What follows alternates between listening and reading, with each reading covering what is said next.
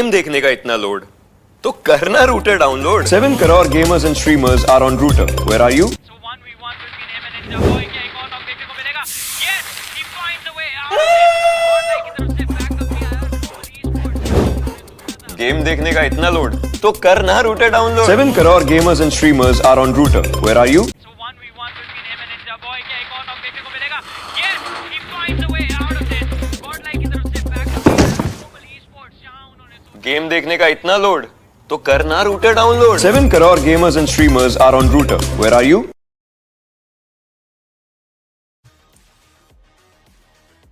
Welcome back everyone once again to another day of the PUBG Mobile Gamers Grand Rumble, the league stage, day number 2 it is. And today is going to be another day where the Group A and the Group B and the Group C will be clashing against each other. But before going forward, this is going to be your host and your caster for today, Torix, and with me, it is once again Vincent that's joining me. Hello, Vince. How are you? Oh, I'm good. League stage has already started and I can't wait to see what's going to happen today. This is just day number 2. Things got heated up in day number 1. So I'm expecting a little bit more hype ran yesterday. So teams are definitely going to start popping off by this day or probably save that energy for later dates. But remember, 5 more days. How many maps are they going to play? I believe 25 more maps in this league stage. So they have to be careful. They need to pick those fights that they must win. But if I'm the team, I'm not going to pick just one map. I'm going to pick every map that I'm going to play. So that's why I need to at least, stay on top every time we're talking about the league stage. And, the dates here says that, we're on the second day already, 23rd of April. Tomorrow is going to be 24th. And after that 3 days, we're going to have a short break, resume in 26, another 3 days before we conclude our league stage. And then when we determine our top 16, April 30th up until May 3, that is going to be an intense 4 days of grand final. So day number 1 from league stage, some of the teams here introduced themselves already. I wonder what's going to happen in day number 2. Tomorrow we will officially be at the halfway point of the league stages, and for that teams have to do really good and take a momentum for today's action. But going to the prize pool breakdown, remember this. Let's remind the teams that what are the stakes that they are fighting for. It is of $10,000 USD that they're fighting against. 5,000 going instantly to the champions and all the division you saw on your screen. But going once again to the team, Group A, Group B, and Group C. BTR, RA, DRS, A1 TMT, 4MV, MBT, RRQ, Gen, and YOODO Alliance. They're in the Group A. Group B, who's going to play once again all the 5 matches of today. It is BTR, NG, T2K, IHC, Stalwarts, Team GG, PEV, INF, and Team VOIN. And Group C, who are going to play the last 2 matches once again today, guys. It is Team Alter Egos, that's Sem9, HORAA, PIGMY, Leo, 52, YANGON, and at the same time, the last team as well. That was, I think, 52 esports. So going to the road to glory Falcons. after the day. Falcons, there we go. Thank you so much for that, Vince. But league day number 1, the road to glory, the top fraggers, the MVPs are on our screen. All about Bigetrons for the road to glory. Top performers came from Indonesia, BIGETRON, and of course VOIN. I can say that all of these Indonesian players are definitely popping off in day number 1. Especially Hans getting 12 eliminations. And of course Luxy and Voxy from BIGETRON get 9 eliminations as well. Leon followed with 8. Zeta followed with 4, but Zeta, even though he managed to at least confirm 4 kills, he managed to deal the highest damage all throughout the day number 1 with 2,184. But Luxy is the guy that you can rely on when it comes to drawables. He's well prepared. He's keeping up those smokes, those frag grenades, those mollies in his pocket, and then throws it up when the time is right. But BIGETRON Next Gen is going to be the man of the day yesterday, ending with a total of 54 total points. And same time, Alter Ego played out with 2 maps, and they managed to catch up in second place with 36. MABETEX way behind them by 1 point. VOIN Donkey Indonesia 32. Guts and Glory 27. IHC Esports with 26. The Infinity Esports 25, and T2K with 23. So some of the teams here, especially Alter Ego, 2 maps has been played, but they are really quick to catch up. I wonder how are they going to pop off here in the rest of the maps as we're talking about the other teams. A1 TMT, DRS Gaming, RRQ Ryu 21 points, PLUSEV BIGETRON, Red Aliens 20, 52 Esports 16, PIGMY 14, and YOODO Alliance with 12. So there's still 8 more, and I'm much more concerned, Torix, about the team in the bottom. Are we going to see Falcon Esports tonight? Ouch. Yes, we might see them tonight, but I really want to talk about the Group B and the Group C performance. Remember this, that Bigetron Next Generation, they're on the top. They are in fact on the top with 50 plus points to their name. But on the other hand, Alter Ego Ares, that's on the second spot, wins.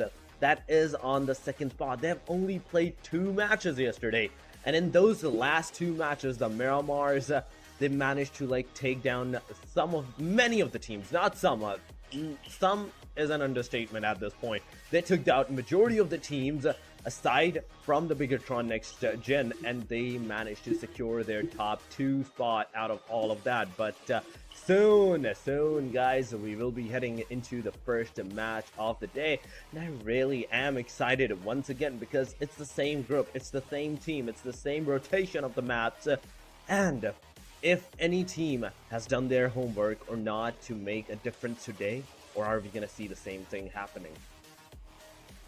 Well, I believe day number 1 is enough to at least get prepared towards this day as well. How are they going to bounce back? That is going to be the question, Torix. Have they learned from what happened yesterday? Do they need to adjust? Do they need to adapt on what happened yesterday? I believe some of the teams here are really quick to adapt, especially when it comes to having a duel. I can remember, since we're going to be starting off with Erangel, there is going to be a there is going to be a team facing off in Pochinki, and whoever wins in Pochinki probably will be getting those good 4 points, and of course has the chance to at least expand their points as they go further, as they face more teams halfway when they're going towards the circle. But the question is, if they're gonna be going out of Pochinki, are they gonna go out complete, or are they gonna be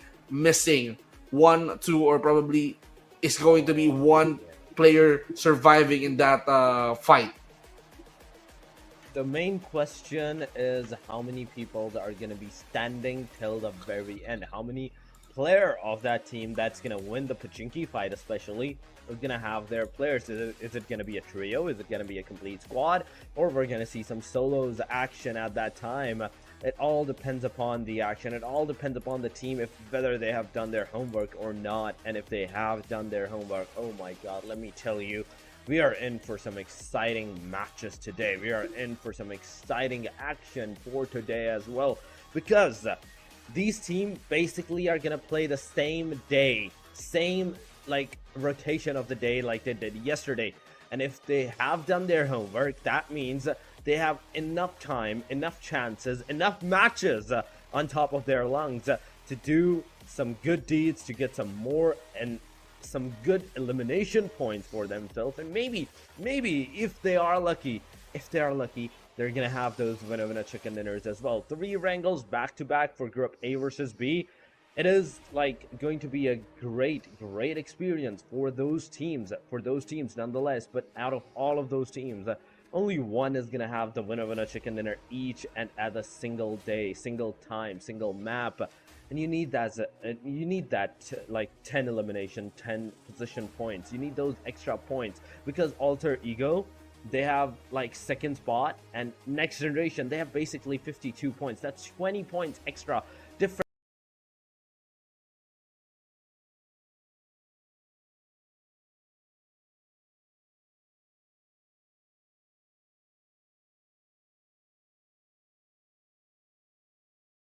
from yesterday. But they have to watch out, actually. If that means Bigetron Next Generation is gonna play all maps, that means they can expand their points more further. So I like when you said some of the teams need to step up. Some of the teams here needs to at least challenge Bigetron Next Generation on those points. That is why they are in the lead, because MABETEX did not play the final two maps in Miramar, so they had the opportunity to overtake MABETEX, and at the same time, this day they will protect the lead. Not unless there is some challengers that is trying to catch up from them. 20 points is way too far, but you know, how many maps are we gonna play tonight? 5? And Alter Ego is just behind them, I believe. So if Alter Ego work their way up towards the Erangel, that means it's going to pop off. It's going to be Alter Ego overtaking them and reclaiming the top spot. So they have to be careful. They don't need to chill. Actually, they just need to work and work and work in order for them to expand their lead further, so that no team can catch up.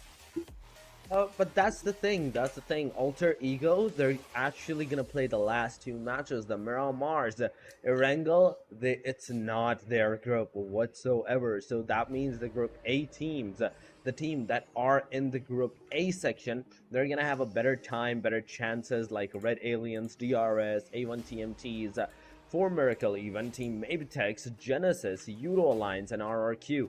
These are the names that we even saw at the complete overall standing. They were somewhat struggling, some of them were not, but overall, it is those teams that needs to do something for the first 3 matches. And MABETEX is on the 3rd spot. That is one thing that they have secured for themselves, and these first 3 matches give them enough time, give them enough chances to take down the Bigetron Next Generation and reclaim that spot into the number 1, because Next Generation, they had 54 points, remember this. But MABETEX, they had 35 points, meaning 19 points of a difference is all it's going to take for them to overtake them. But for this to happen, Team Bigetron Next Generation, they have to play really badly. They have to miss out the first 2 games or get early eliminated maybe in that meanwhile. And at the same time, MABETEX has to really play good. 5 eliminations, top 5 position, 5 or 6 elimination, and top 3 position in each match. That is what it's gonna take to overtake the Bigetron Next Generation. Either MABETEX can play really good, or the Bigetron Next Generation can play really bad, and that will mean that MABETEX from number 3 is gonna jump down to the number 1. Well, I'm going to expect a lot of actions happening here tonight. So, you know, having those top teams fight it all out, who's going to be the next number 1 in this game, is going to be the question. But I'm much more concerned about the teams, knowing that, I know some of the teams here, they definitely dominate the South Asian scene, but I'm kind of worried because they're in the last page, specifically Genesis Esports and of course Team Falcons. Team Falcons, yes, because they did not even play yesterday, so that means they did not get any points at all. But we still have 5 more days to play, so if Team Falcons wants to catch up, those 5 days are going to be challenging for them. But for Genesis, I believe every time they tried, they got eliminated first. So I don't know if Genesis Esports is kind of saving that energy for the later date, or probably they're not in a good shape. But I don't know. I just wanted to see them pop up as well. This is not the Genesis Esports that I know that dominated the Southeast Asian scene. But I wanted to see more of those teams when it comes to fight, because some of those teams in the upper stage or in the top leaderboards, they're definitely owning. They're just definitely fighting up against each other. But there's those teams that belong in the top, but I'm not seeing them pop off. That's the thing. Either they're maybe struggling with something, maybe they're struggling with their new synergy strats or something like that. But yes, I do really need to see them pop off as well. I'm really expecting all of these teams to do something. to do something out of the box. Do not think inside of that box against all of these teams, because you know, and they know as well, what your next move might just be. And if you want to be like unexpected to them, you need to make sure that you bring something new to the table at that time. But here we go, guys. In a moment or so, we are about to start with our match number 1 of the Erangel. And here comes the plane line. The plane has taken the flight, going straight from the Nova Upnoy all the way up to maybe the Georgia Pool Northern Side City. Ooh, interesting. Bigetron decided to drop towards Milta. One of their favorite drop spots, I suppose. And we can see the other teams here trying to scatter all around the entire map. Satar and of course DRS is trying to at least get away from them. So Bigetron Red Aliens, I must say, they own this Milta area, including the power plant. They can like go and rotate towards these two locations and then get those loots. But you have to be concerned on the other teams that is probably near your area, or if they wanted to contest with you as well, you have to make sure that you are well prepared. And it seems like for the Bigetron Red Aliens, there's no one actually. There's no one there. And Genfos and Saxi, they managed to make it first towards the ground. So they're going to be looting first. So the only team that is near Bigetron Red Aliens is supposed to be DRS and Genesis Esports, Drops, and Novo. So Slavka Military Base, of course, it's going to be 4MV's territory. Ferry Pier going to be owned here by VOIN. And at the same time, IHC, the Infinity, are they fighting in the hospital area? Yes, they are. Oh, they definitely are fighting at the hospital side. Team IHC, they are kind of contested against the Team Infinity Esports, but in Infinity Esports, they have a good choice of guns as well for their name. A good arsenal. Uzi versus Uzi. Demo OG right now at this point. He's trying, but no. Gatani says otherwise with a 1897 pump action. He shots him right in the face, takes him down, and right after that, Infinity 888, he has a shotgun as well. 686 to be precise, but he's going to get knocked out by the hand of IHC Godless.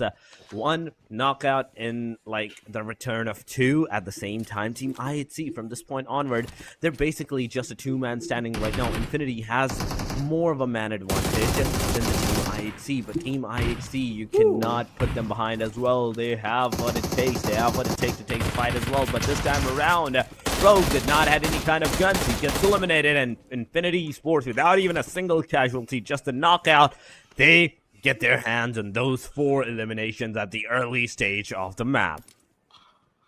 Good start. Good start for the Infinity. 4 points for them, but, you know, with no casualties at all, they can still bounce back. They can still patch their lost health and then continue their battle. So that is the first battle that we've witnessed in the hospital area. It's a saga between IHC and the Infinity, with the Infinity winning that bout. So the Infinity right now carrying the Thai banner. They're now continuing their push. They're going upwards actually. They're going towards the probably Gorgopol area, or are they gonna be rotating towards downwards, I suppose. But let's focus on the RRQ Ryu here. They're with Stalwarts in school. So anytime soon, Snape, if he managed to do that shot call, his team is going to be alerted that someone is in the campus. Someone is in the vicinity.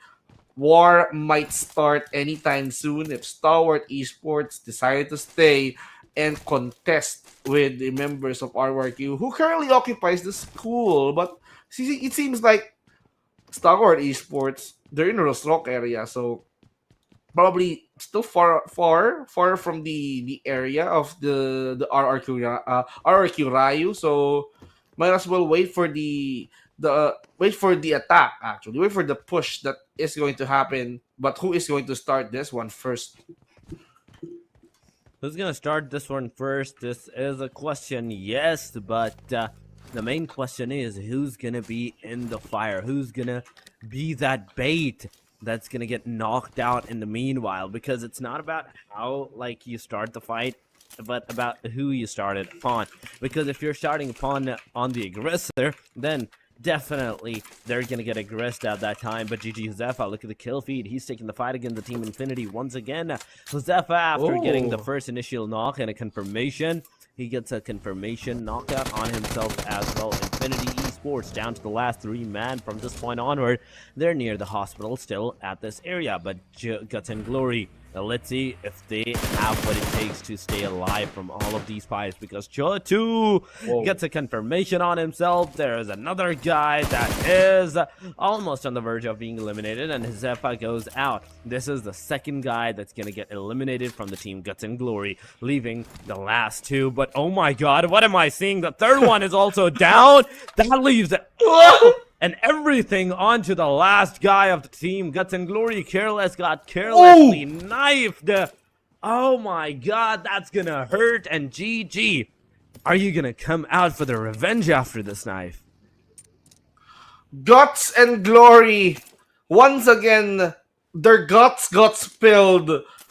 I've seen a knife play. He got stabbed once again. The Infinity Esports actually, Turney K was the sacrifice. And then it was all Cairo who's left to carry on the GG's banner. So what did happen? You know, the Infinity managed to annihilate the entire IHC. But at this rate, they managed to at least came across Guts and Glory, and then, you know, the fight happened and it didn't go well for the Guts and Glory. Cairo decided to bail out. That's a good call for them. They need to at least survive though too long, but Bigetron still trying to at least, you know, get all the goods in the military area, probably rotate from house to house, from building to building.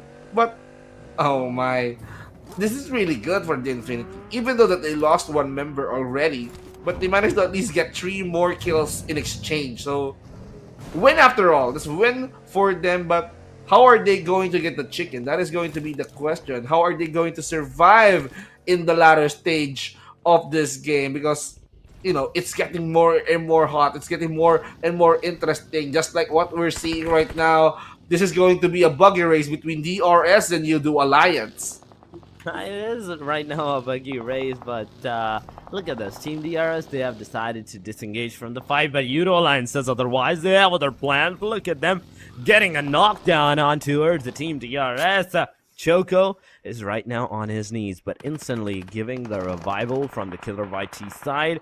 It is giving enough time to the Team YOODO Alliance to actually push upon the Team DRS, and that's exactly what they're going to do. They take 1 down, 2 down. That's a 3rd one down, and slowly and steadily, Team DRS is losing players here, there, and everywhere. XMPL, the final hope, the final only guy that has everything residing on his shoulder, is getting naded as well, but oh my god, is his grenade going to receive any casualties onto the name of the Team YOODO Alliance? The answer might be a no, but at the same time, YOODO Alliance, yo, come here, and he gets that elimination. It is over for the Team DRS.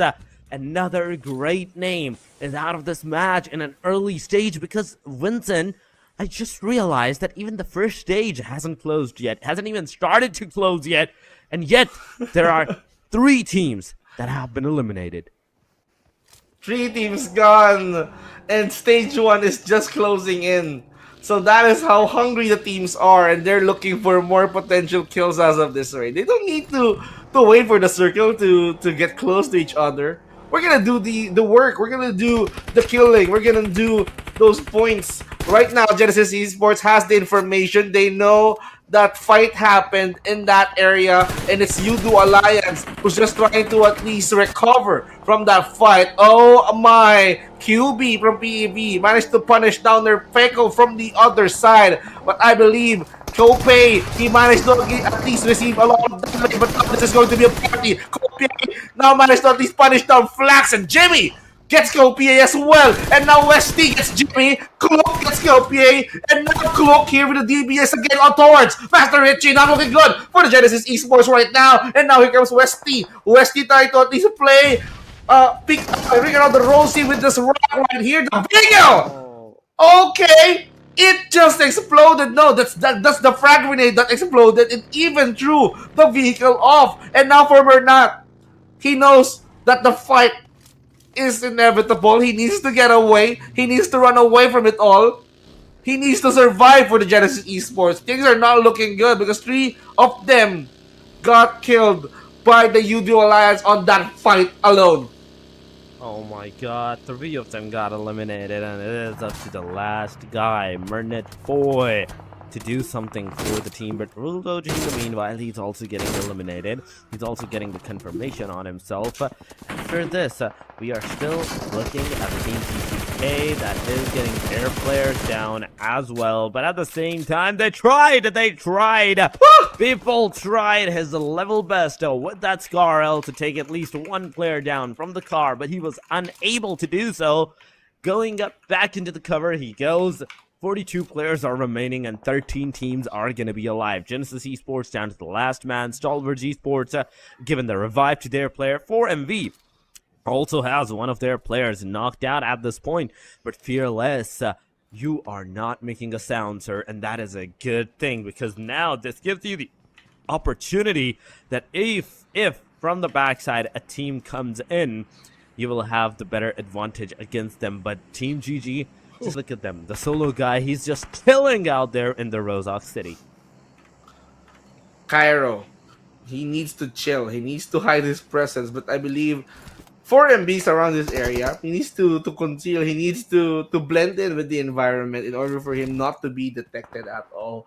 As we can see on the map right here, the second phase is favoring the Rozhok area, covering the river.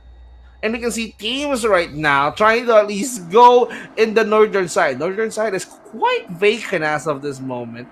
888, Katsuni, and of course Logan is just going inside as well, marking their position.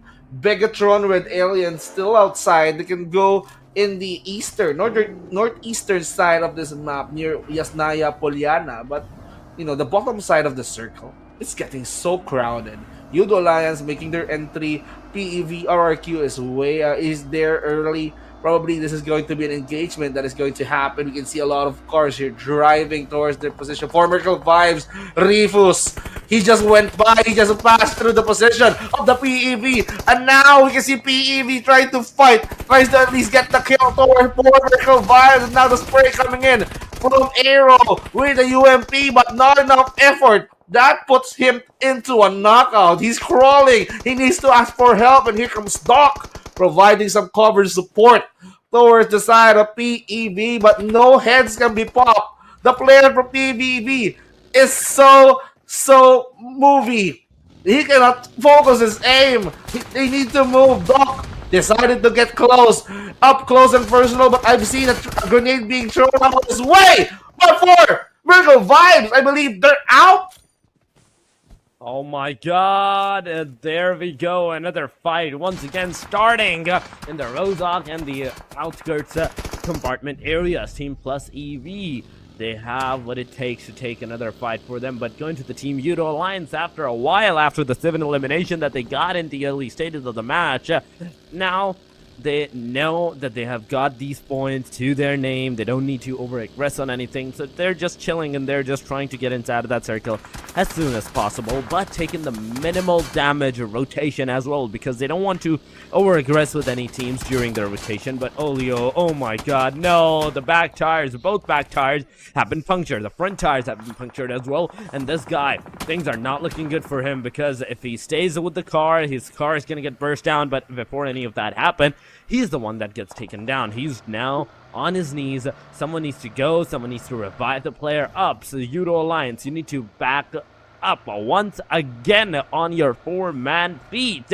if you want to have any chances in the upcoming stages. But this is the 3rd stage that's closing in a moment or so. The 3rd stage is about to close. Another grenade is going to go away. STALWART Esports is going to face that rat. No mercy. He's healing himself in the meanwhile. Sniper you has a grenade once again. He's going to throw it at the Krita. But Krita, are you going to receive the damage? The answer is no. The player's going to get out, but here's Snape. Oh my god, he's the one that's going to receive the damage. He's going to be the one that's going to get knocked out. Snape Ryu gets confirmed, and oh no, it is all over for the Team STALWART side as well. Wait a second, no, there's still one more alive. Fearless is alive from the Team STALWART, because the For a second, I thought everyone was fighting there. Team Stalwart was a complete squad there. But no, Fearless, without any fear, took a car and he is just moving away. No. I hope he's going towards the right direction. Once that he goes straight, it's gonna be over for him. Fearless needs to fear for his life as his rate. Bigetron next gen here, placing up against the MABETEX. Remember, MABETEX used to be the first place on the league stage, but Bigetron next generation decided to overtake them in the Miramar map, and this is going to be the payback for the Bigetron next generation. This is going for them to at least get a couple of coins, get away from MABETEX, and now got caught by Klook, and now Klook, you know, this guy is just showing no remorse. He's just trying to run down a buggy towards the player. Gatsuni got eliminated, and Infinity here will be forced to play with two more players. Guts and Glory, Rage Cairo got caught, and now it seems like Klook, Logan, now trying to at least fight up against each other. Logan in the open, rides a buggy. Here comes Flax charging in towards his position. He went for Logan, and the two players go for the push. Someone is here. Triple A is inside the building. Knocks down one and puts off the Flax. He got knocked out as well. And what are they doing? Now, Cloak, you need to react. You need to make sure that the kills are going to be yours, because the Infinity right now is keying on getting that elimination. They wanted to take care of the problem, and that is the YOODO Alliance. STALWART Esports Fearless got caught by Fistboy and now has been eliminated, but Mondo as well. He burned himself, but right now let's focus on the battle. Bigetron is going to be the third party. YOODO Alliance now being removed from the map. It's the Infinity surviving that fight, and here comes the Red Aliens. The invasion is now starting. And they started to go, and now Triple A to knock down Soxy. The Infinity, they're out for good. They're out for good, and Team BTR is going to receive those 3 eliminations to their name without even a single casualty. That's the best thing. Team BTR, Red Aliens at this point, has secured for themselves getting the 3 eliminations, and without even a single casualty. That's a win-win scenario for everybody. But BTR, right now, Hans, alongside of Luxy, and alongside Leon and Wogsy. They are a 4-man squad as well, but their position is kind of like in a panicking situation, because Team MABETEX is actually looking at them. The sprays on the players of MABETEX is definitely intense. One goes down, but Jiro gets close enough to the Team BTR to throw some grenades. He's going to make sure that those grenades reach its trajectory. It's going to do some damage, but at the same time, he's also going to receive the damage as well. Another grenade coming to the Jiro side, and this time around, Jiro is going to be the one that's going to get taken down, leaving everything to the last guy of the Team MABETEX. I don't think he's gonna survive for longer. Sanchir, the final hope, the only hope for the team. He's trying to heal himself, but as soon as the buggy is gonna get exploded, he's gonna be out of this match. But no one thought of that. No one even thought of that. No one even thought of breaking down that buggy, but a grenade coming in. It's over for Team MABETEX as well, without even a single, elimination to their name. They're out of this match. PEWE, they had 10 eliminations, but they're out of the match as well with the 6th number. But oh my god, Team BTR, next generation, 8 eliminations, and not even a single casualty.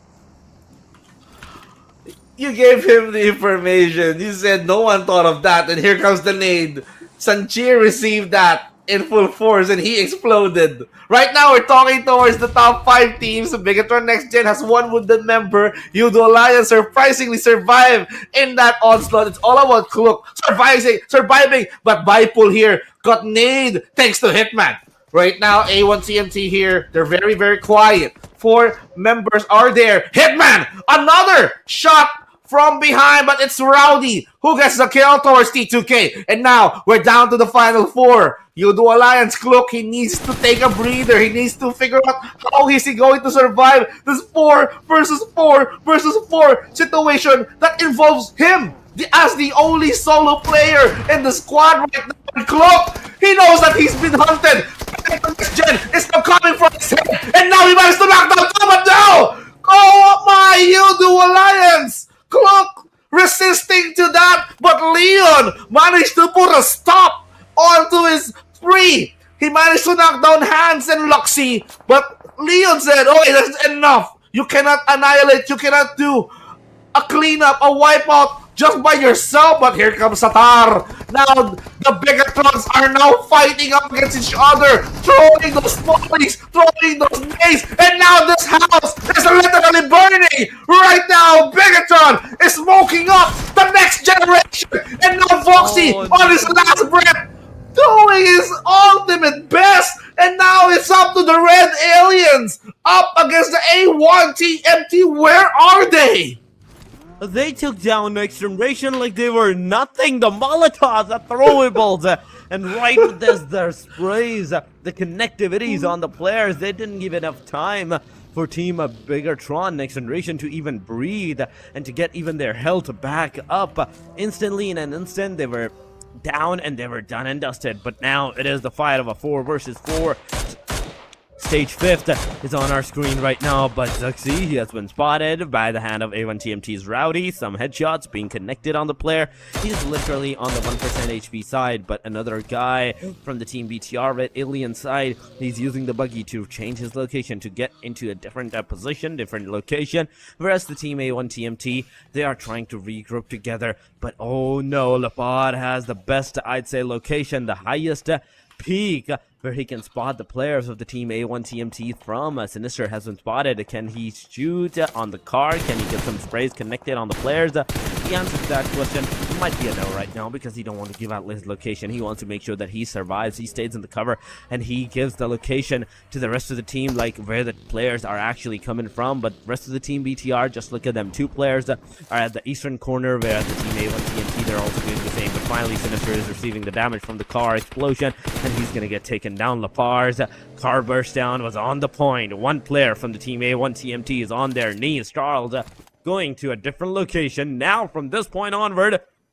this might be a comeback from the Team BTR side, but A1 TMT, they still haven't given up. Even though they're at the corner of the circle, they're basically outside the circle, they still have something. They still have like a chance of winning this fight out, because if they go towards the hard northern side area, they can engage with the team, they can take the fight, and maybe if they deal some casualties, they will have the equilibrium in the match. Now this is going to be an intense fight. Bigetron Red Alien successfully reduced the numbers of the A1 TMT, and now Bigetron is trying to spread out. Now Suxy managed to explode the vehicle towards Hitman, and Hitman needs to crawl for help. And now Deathstorm here, storming inside the house, protects himself now. A1 TMT, 2 remaining members. Rowdy's in the open. He got caught, and now he just needs to confirm. And here comes Deathstorm trying to at least fight for his life. He's on his last throw. The push coming in. The invasion from the aliens just coming through, and the burn. Burn, baby, burn, as the Bigetron Red Aliens gets the chicken dinner. Oh my god, they did the same strategy once again. Bigetron Red Aliens, 11 elimination to their name, and on top of that, a winner chicken dinner. That's 21 points waiting out for them right after this first initial match. There are still going to be 4 more matches yet to come for them to take that engagement once again. Are they going to be able to get more eliminations? Are they going to be able to take more chicken dinners? Let's find out. But before we head to that, let's take a look at how many individual eliminations that the Team Bigetron Red Aliens have secured for themselves. This is the day number 2, match number 6, guys. The day number 2, match number 1, if I have to say. But 11 elimination with 1,444 damage, 222 for each Genfo, Zuxi, and Starls. But Lapar comes in with 5 individual eliminations and 473 damage. This guy single-handedly did double the eliminations, more than double the eliminations of what his team individually has done. Lapar smoking hot, getting the most kills for his team. But you know, this guy, they're just teaming up together. They're just working out their way up. But let's give it to Kluk as the MVP of this match. 4 elimination, dealing 717 damage. He managed to at least get 2 assists for his team. The longest elimination that he pulled off is 221, and you know, he just healed 301 So that means Klook is going to be our MVP. And Klook surprisingly tries to at least survive on his own, carrying the YOODO Alliance banner by himself. And these are the teams to watch here on this map alone. Red Aliens, and of course the next generation is here. YOODO Alliance is also here as well, and the PLUSEV is in the list as well. The most distance traveled here is the Red Aliens with 15 kilometers. And the damage dealt, the highest that we can see right now, came from YOODO Alliance because they played aggressively from the start. And Bigetron Red Aliens, they made it. They last up until the very end. 21 minutes still complete, and just like that, they managed to at least top off the charts in this map alone. 21 total points, followed by the next generation with 14 points. YOODO Alliance with 12, together with PLUSEV. Where's A1 TMT? They fell in the 5th spot. Yeah. Elimination wise, they only got 4. That's the thing. A1 TMT, they made sure that even though like they couldn't get those eliminations, they at least make sure to come out in the top 2. That's 6 position points on the hashtag number 2 that they secured for themselves. But Infinity Esports, after that, oh my god, they're the complete opposite. 9 elimination and just a single positioning point. That's a big number on the elimination side. For MERICAL Vibes on the second chart, we are seeing them with the 3 points in this match. 1 for MABETEX, 1 for Guts and Glory, and 1 for RR Cube. Genesis, DRS, VOIN Donkey, and IHC. They didn't even manage to secure a single point in this match. But again, this is the first match. This is the first game of the day, and there are going to be a lot more games that the players can hope to take the advantage of. But BTR, they are coming in on a line. BTR, Hansel with 15 elimination, Luxy with 11, or Woxy with 11.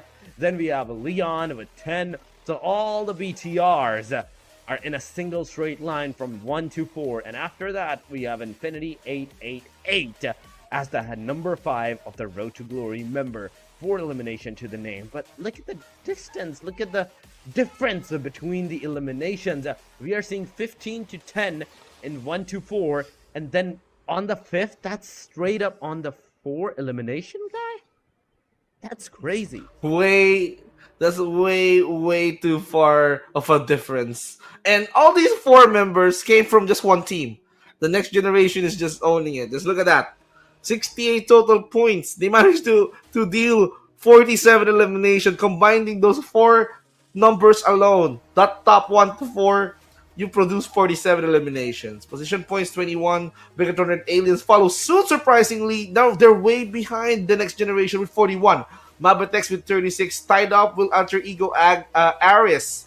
The Infinity 35, VOIN Donkey 32, together with PLUSEV and A1 TMT, ending up in 2nd place. They ended up in the 8th spot with 31 points. But Bigetron, with that performance, with that chicken dinner, they jump up to number 2, forcing MABETEX below them. And the second page here says that Guts and Glory got 28, T2K and IHC both got 26, YOODO Alliance with 24, RR Kurayu 22, DRS 21, 52, 16, PIGMY 14. So these are the top 16 teams that we currently need to watch out for. That means they're qualified somehow, but we still have more maps. We just definitely still got more maps to play for today, and there are still going to be a lot of different teams doing something for themselves at the same time. But going to the 3rd page, the page where no one is gonna go forward from this point onward, it is STALWART right now with 14 points. 13 for the team for MERICAL, 8 for the team HORAA, 7 for Leo, YANGON, GALACTICOS with 5 for Sem9 as well. Then we have 4 for Genesis and Falcon without even a single point to their name. I don't think they even played today, even the first match of today as well. So I don't know what is up with them, or I don't know what is going on with them. So they definitely need to make a comeback. They definitely need to join the match as soon as possible because the days are numbered. We have a total of 6 days, out of which the first day has already been concluded. This is the second day and the first match has been done and dusted, leaving the 4 rest of the matches to make the contact and the points for today. But before we head to the second match, guys, we will be going on a short break. Do not go anywhere because the Erangel actions are still continuing, and we will see you after this short break. Stay here, stay connected. We'll be right back.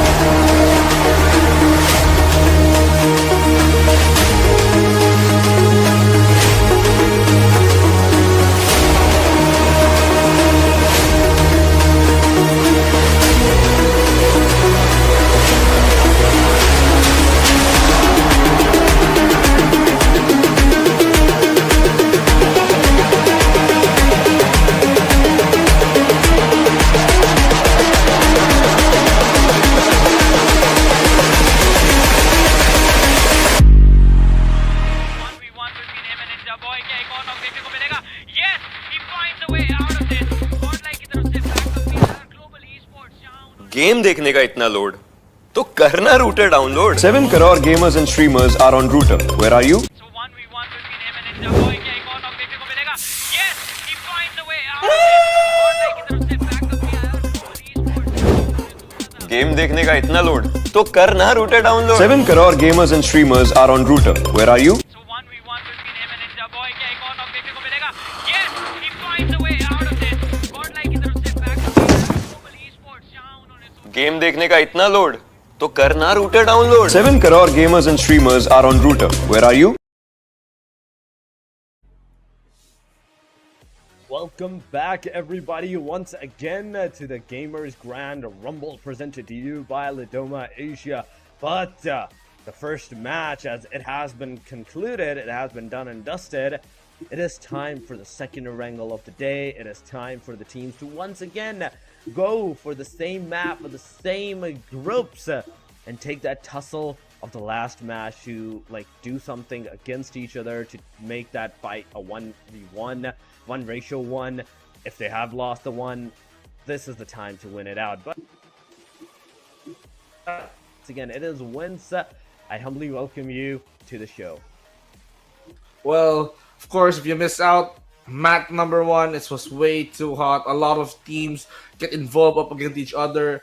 And the current scores, the current leaderboard shows that 2 BIGETRON teams are now on top. BIGETRON next generation is still the number 1. And of course, behind them was the BIGETRON Red Aliens. So MABETEX, they're just behind. They need to catch up. They only got 1 point from that fight, and they need to look for more points. Because as of this game, there's still no Alter Ego. Alter Ego is just behind them, waiting for the opportunity for them to bounce back and Miramar. But let's wait and see what is going to happen as the game unfolds. We have 4 more maps, and 2 of those are going to be in Erangel. And seems like the action is going to at least suffice us with a lot of kills, a lot of elimination, a lot of shakeups in the leaderboard.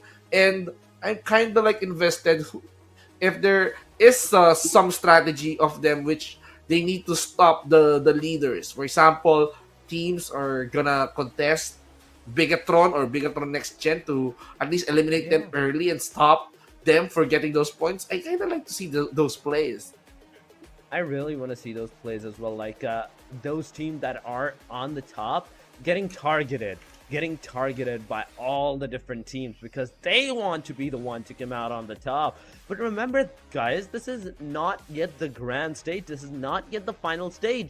This is just the league stage, out of which the top 16 are moving forward. So even if you're not in the top, even if you're not in the first position, there are still time. There is still time to make work for yourself, better your strategies more and more, and make sure that for the final stage you are ready to take that action, to take that throne for yourself, because in the final the whole positioning is going to be decided into the final, and which position you're going to be on into the grand final stage, that's where you're going to get the prize pool out of.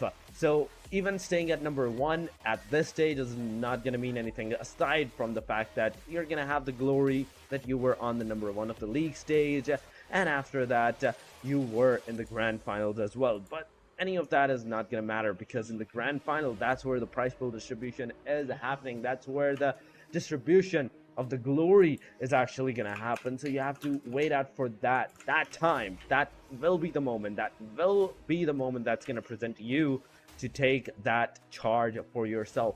But aside from that, Vince, there are still 5 more days, including today,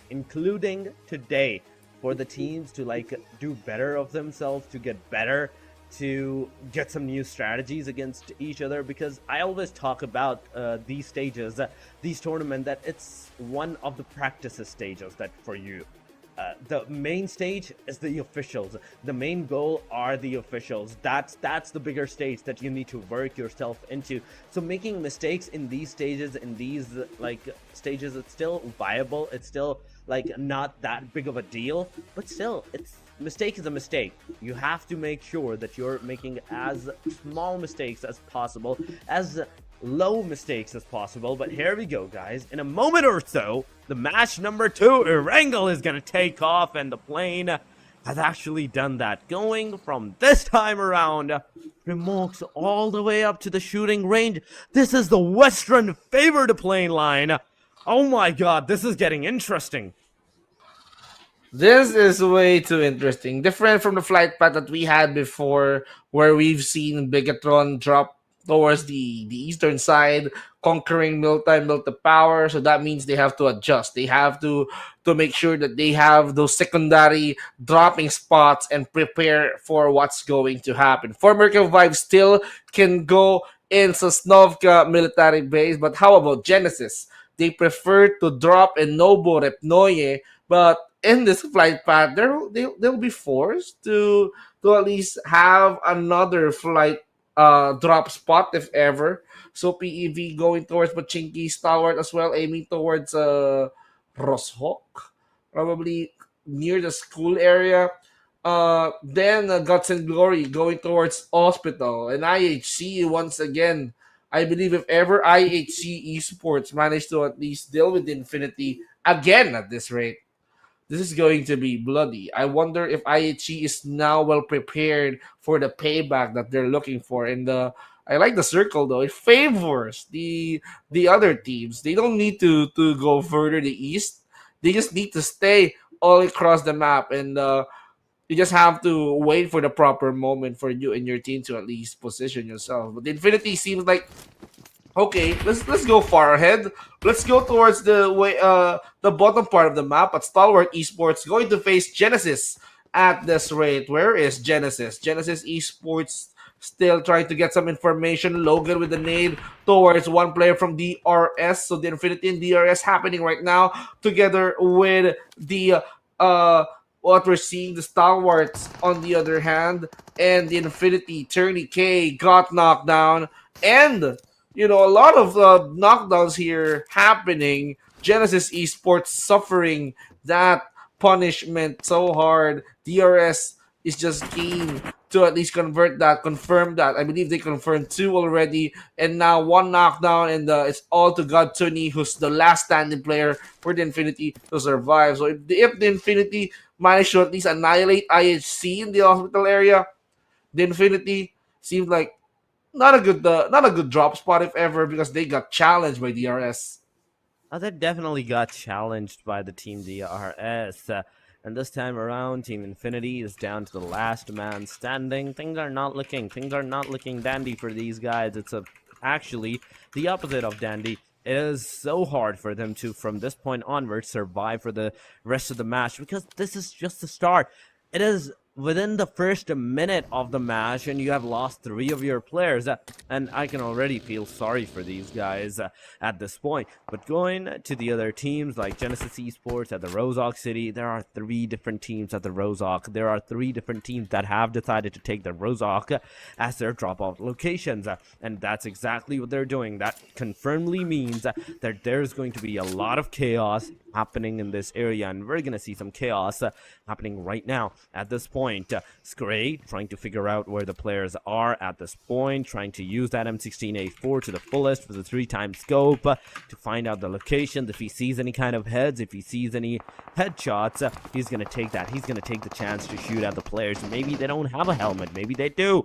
It's all gonna be dependent upon if he's gonna shoot or not. But Kirito is going to be the one that's gonna get taken down. The Black Swordman is right now on the knees. He needs to have his cover, but can he receive the cover from the rest of the team? Can the rest of the party even come even close to give him the cover? Because Team RRQ, they're actually coming in as a third party, I'd say. Now, RRQ Ryu Nerpeko takes the fall. Bernat survived that, confirms that kill with a scar on hand. No mercy, tries to at least hunt for the remains, and he's just getting a little bit of information. RRQ went in as a third party, but it did not go well for Nerpeko, as he's the first one to leave the RRQ. Now RRQ needs to at least play this out with 3 remaining members. Genesis Esports, Mernat, somehow he managed to get one. Master Itchy is there with him as well. Stalwart Esports, they are the threat in this triple threat. They are the complete squad that they need to face. RRQ already lost 1. Genesis Esports suffered 2 loss, takes to Stalwart Esports, and Stalwart Esports is just looking for more. If they see the remaining members of Genesis and goes for a complete annihilation. They can like focus their attention now on RRQ, but Krita here knows the exact same information. Snape is just in the ridge of the river, ready to cook in those nades. 3 seconds on hand, throws it just in time. Krita, oh, he's gonna receive that nade. Snape with that accuracy, he managed to knock down Krita. Now Snape, is he gonna confirm the kill? Somehow, Stalwart Esports Krita, he managed to at least prioritize his own safety just by camouflaging in the water, but he doesn't have any information yet. He tries to at least swim to get a glimpse of Krita, and now he has that information. He can go for the spray. Now he needs to dodge that bullet. Here comes Fearless, tries to at least distract Snape, and Snape got distracted. He's gonna try to take the high ground. Fearless here become visible. Asa takes the shot, knocks down Fearless. Not looking good for the Stalwart Esports. They're the complete team in this area. Now they're being knocked down one after one. Fearless and Krita. Krita being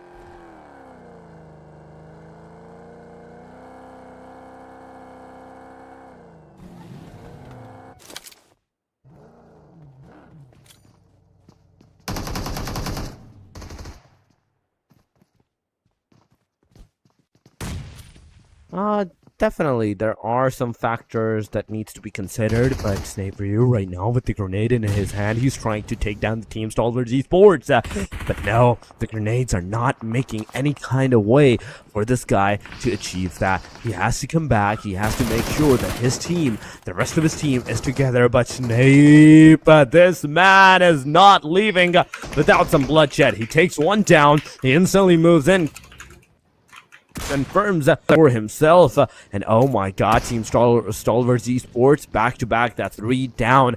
The last guy, Kirito, the only hope for the team, he is everything upon this guy to do something to make sure that his team is thriving. At least he gets some eliminations out of this. So let's see if he's gonna have that eliminations or not. He does one elimination, he does one knockout, but that's about it. Instantly, he gets a confirmation on himself, and it's over for the Team Stalwart Esports. The first team to get eliminated from this match, from this fight. The match number 2 is going to be Stalwart Esports, but this thing is not stopping here because Team A1 TMT, they have decided to take that fight, to take that aggression into their own hands after this. And right with this, from this point onward, now let's see if Team A1 TMT versus Team Genesis Esports is going to continue, or they're just going to receive the revival and just going to move away. wow. Genesis Esports, they have a tough start. They faced Stalwart Esports early at this game. They lost 2 members early, and now with the involvement of RRQ managed to deal with the problem that Genesis has faced. And after that, so after surviving that fight, Genesis Esports thought that they can breathe, but A1 TMT happened. They wanted to get involved in that fight as well. They the third party, but DTR now gets Choto. Choto as well being confirmed, and right now Bigetron Red Aliens looking for more. Knocks down Cairo. Guts and Glory that got eliminated real quick. Husaifa is the last member, and Lapar just dealt with him with the DBS on hand, but there's someone in that window. I believe that's 4 Miracle Vibes, and the rest of the team for MB needs to reposition themselves once again. And it's 4MB and PEV fighting for each other. Bigetron says that we don't want to get involved. You guys have your problems. You sort it out. Don't get us involved. If we're gonna be involved, we're gonna get both of you. So you're on your own now. PEV and 4 Miracle Vibes now back on track. They're trying to at least cripple each other now. That QB being targeted by Arrow. He's handling 2 players at the same time. Apex here just focusing on his front, but someone here, Doc, actually is going to make a surprise visit. So the doctor is definitely going to be inside the church anytime soon if Team Plus did not even realize that someone is going to pay for the visit. This boy making sure that his vehicle being parked perfectly, but he just left it out. You don't need to prioritize your vehicle. Doc here tries to go up in the church, goes towards the bell, probably goes towards the roof to have a better vision. So this is going to be risky. The doctor is in. Ladies and gentlemen, Fistboy ready to cook in some nades. But do they have the information? They know Mondo is in the roof. Now he needs to hide. But they have been alerted. Fistboy knows that someone is in the roof. Now Doc needs to react and he takes the fall. He went downstairs, climbs up the stairs once again. Now tries to at least keep his composure up, tries to stay in the ridge. QB managed to punish the Doc finally, and now chains of explosion is there. Arrow went in with a bang just to revive his teammate, and here comes Refus just to provide cover support.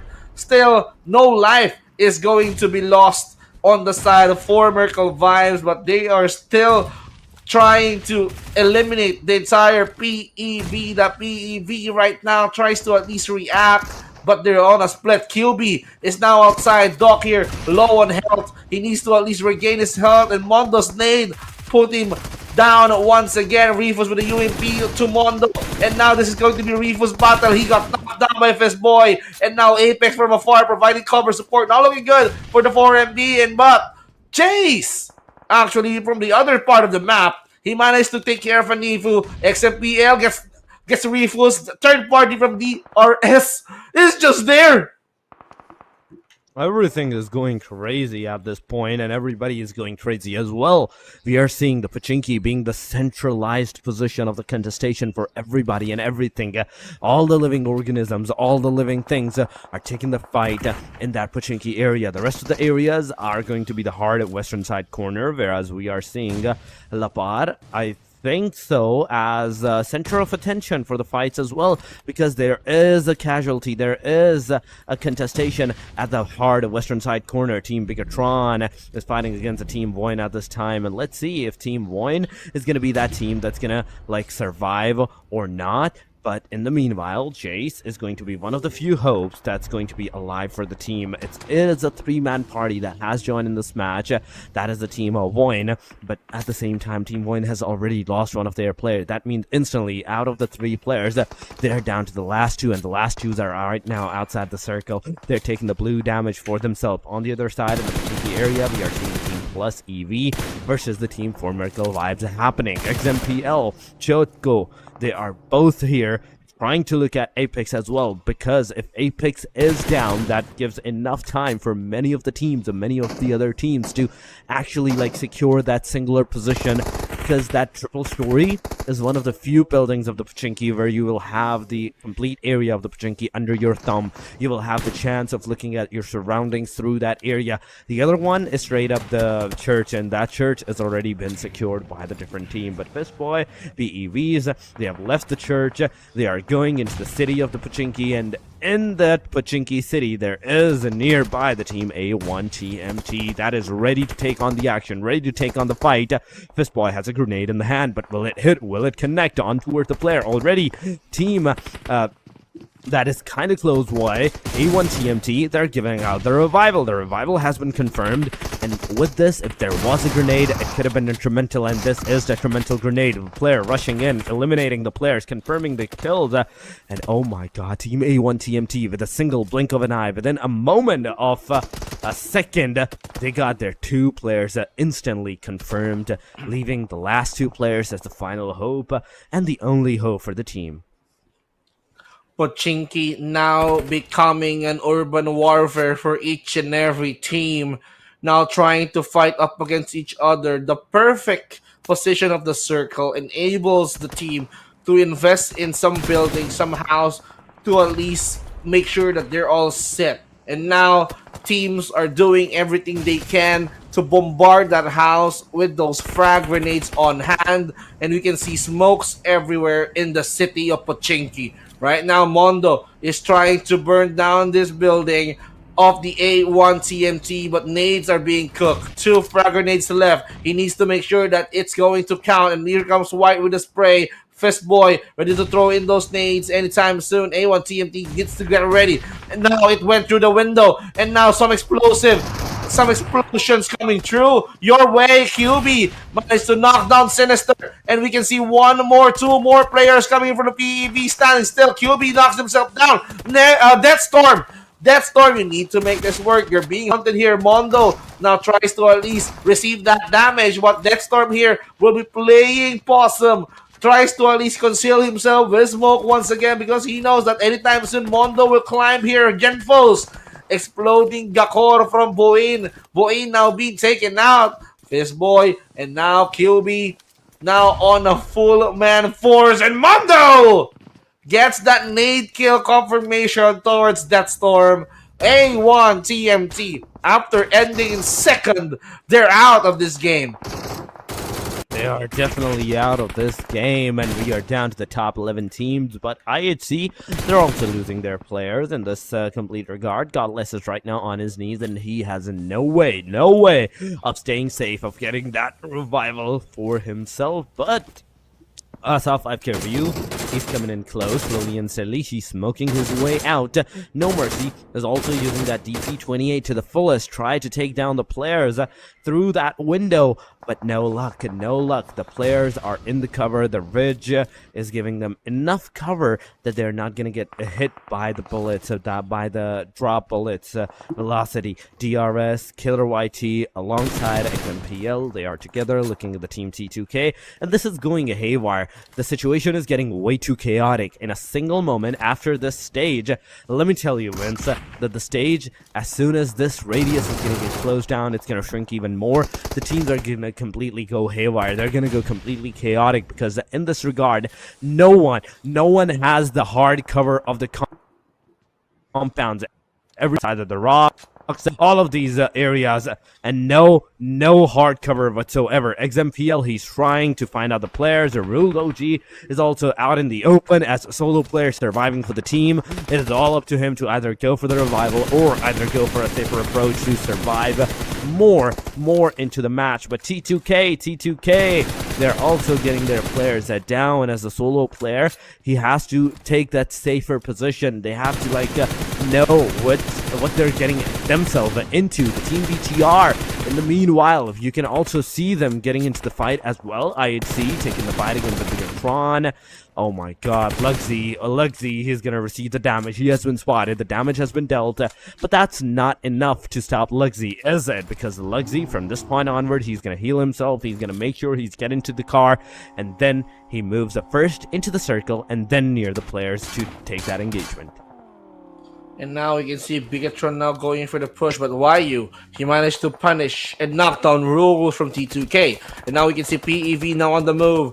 Voxy got caught by Demo, and now Demo needs to at least confirm that kill. Zyol gets Hans. Fistboy will be getting Leon. Not looking good for the next generation. They're the first, actually, but if they go out, then probably there's no way for them to expand their points. T2K went in first. They got eliminated by the MABETEX, and now Team Plus wants to at least get involved towards the fight of the IHC and the Bigetron. And I believe other teams are way there as well as QB being target. So YOODO Alliance spending their time here on this warehouse, waiting for another teams potentially that is going to cross through. PEP not letting go of the church because they believe that the chef is going to be in the church favor, but let's see if ever that is going to be right. And Luxy managed to punish and knock down Mondo for the side of PEV. And PEV needs to at least go for the revive strat.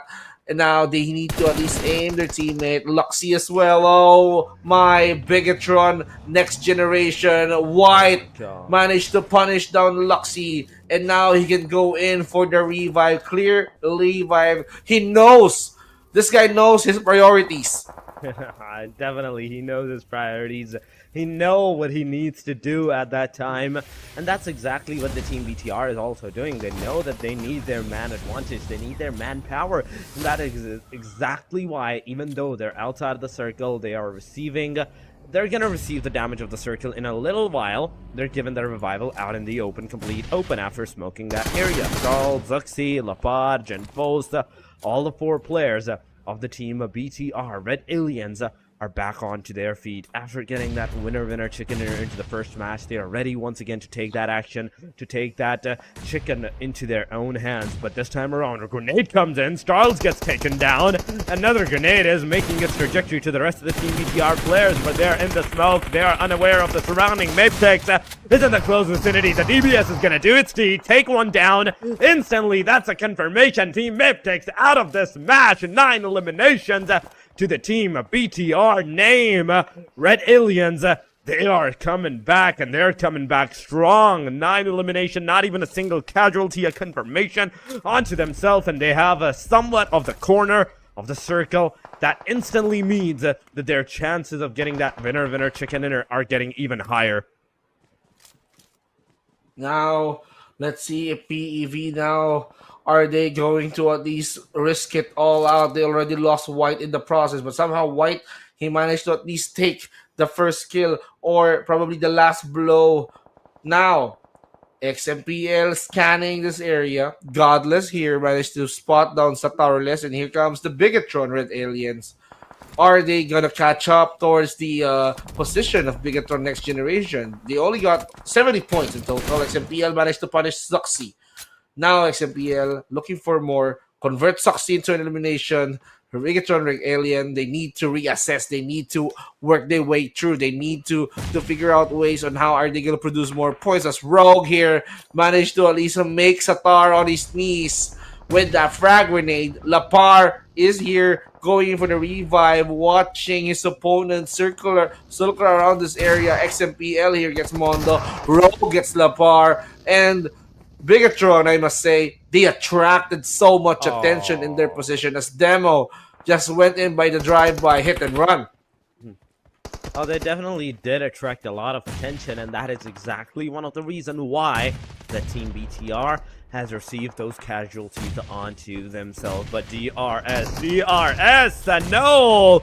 Things are not looking good for this team once again, as XMPL is going to be the final hope for the team. It is up to him. Survive. Do not overpush. Do not over-aggress on anybody if you want to survive from this area, from this point onward. But you also need to get inside of that circle, so that's not a viable location to stay at. You do need to push, but that's about it. That's how much you're gonna receive the leisure, and then instantly, as soon as you're spotted, it is over for the Team DRS at this time, leaving us to the top 3 position. Team PEV, YOODO Alliance, and Team IHC. These are the 3 teams that are right now surviving as a duo, as a trio, and as a 4-man squad. YOODO Alliance has the best number of the players to take that winner chicken dinner. But are they going to be able to? Because we have seen in the couple of days that even if you're a 4-man squad, a duo, a solo can actually take you down, and that's exactly what they need to be wary of. YOODO Alliance still has that high chance of surviving, but now one player being knocked down at this rate. Team Plus working their way through to reduce the numbers of the YOODO Alliance. YOODO Alliance now finding themselves in a pretty awkward spot. Jimmy OP is just there hiding through the smokes, and now he knows that someone is there on the other smoke, and that is going to be Godless. That's a different team. So the focus of Mondo is still on the YOODO Alliance. Mondo now trying to at least make sure that he managed to take care of business. Mondo managed to pop Olio. Olio got converted, and now Mondo and QB needs to work their way through. YOODO Alliance is now on a 3 remaining members. IHC needs to act. They need to get this opportunity. They need to steal the show, because the way I see it, it's just PEV working their way through, producing more and more elimination points on their banner. And Mondo right now is going for the smoke just to conceal his presence towards Rogue, and QB will be trying to at least utilize every bit of health kit that he has right now in order for him not to bounce back. not to leave his position, not to leave his place. Spots down flanks, tries to at least gun him out, but it's not gonna connect at all. Who is the target? Who is going to get that chicken dinner? Three-way battle commencing right now. 2v3v3 situation, still complicated. Ziol is on the move, goes in, tries to at least touch grass as of the moment. Rogue went back to the buggy. It seems like he's gonna try to play mind games with them. He is trying to play mind games with them, and that's exactly what you need to do at this later of the game. At this end stages, you need to make sure that you're playing with the other team mind. They go for a different approach, and you do something completely out of the box, completely different from what they have anticipated you doing at that time. And that is one way to take the team down. But oh no, YOODO Alliance, you are pushing to the team PEW. YOODO Alliance, the spot PEW, they take one down, they take two down, and it is over for the team PEW. 10 eliminations to their name before getting out of this match.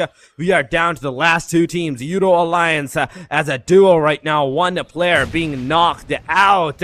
Let's see what they have in store for us. IHC, they have the complete trio alive. They're going to throw a grenade, which is definitely going to hit one player, and it takes one down. YOODO Alliance back to back. That's a confirmation. That's an elimination, and Team IHC is not going to let them even come by towards them, not even close to them. It is over, and IHC with that winner chicken dinner.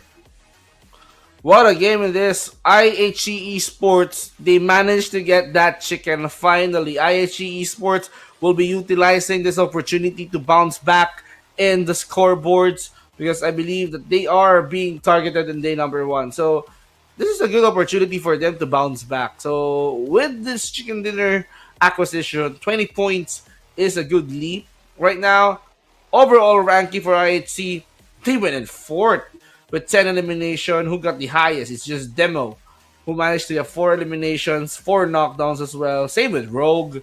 And of course, the highest damage dealt is going to be this guy still, Demo, with 705 damage. And IHC with the leap of faith, they went in, they went up, they they reclaimed the 4th spot up against Alter Ego Ares. But there's a lot of shakeups in this game too. In the YOODO Alliance, I believe they'll be climbing up the ranks. But Mondo from EEB is going to be your MVP. 4 eliminations, 4 assists for his team as well.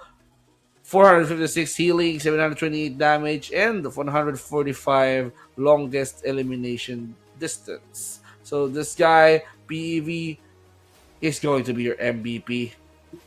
Yeah, PEV Mondo is going to be the MVP of this match. 4 eliminations, 4 assists, a decent number of meters of the longest elimination, but a healing of 400 and 728 damage is not too shabby at all. But teams to watch, it is IHC with that chicken dinner, 11,672 meters with 2,527 damage to their name. YOODO Alliance at the 10,000 meter distance with 1,500 damage. PEV, they have 6,700 meters with 2,400 damage. That's a huge number of the damage compared to the distance traveled. Then, last but not the least, it is BIGETRON Red Aliens with 10,000 meters of the distance and 1,528 damage. Even though the damage for these guys is kind of low, they had 9, maybe 10 eliminations to their name, but 20 total points to the name of the team IHC. They have the winner chicken dinner to the name. YOODO Alliance with 15 points. They're going to be on the 2nd spot.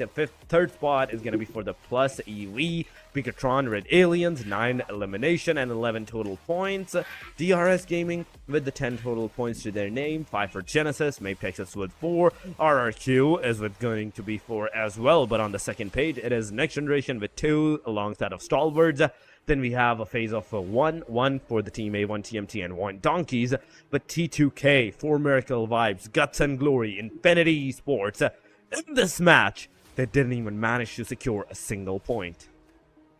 So I wonder how will these points affect the overall scoreboards. There's one thing that we know, and that is IHC climbing up the 4th spot. They're near the chicken dinner because of their effort. They just need to be consistent. So how about the other teams, especially BIGETRON Next Gen, They only got 2 eliminations. Stalwart Esports surprisingly got eliminated with 2 eliminations too. And now these are still the road to glory. The players to watch out for: Luxy 12, Hansel 15, Lapar 13, Voxy 11, and here comes Demo out of nowhere. He managed to top off the charts. 9 eliminations for this guy, total of 2 days, and he got a total high damage compared to Luxy, who currently has 2.3k. Demo has 2.5, and still Luxy is on the lead of the most throwables used.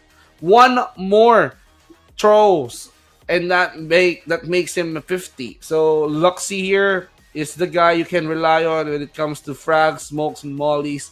You can rely on this guy to tear down the building. 70 points for the next gen. Red Aliens 52 plus EV.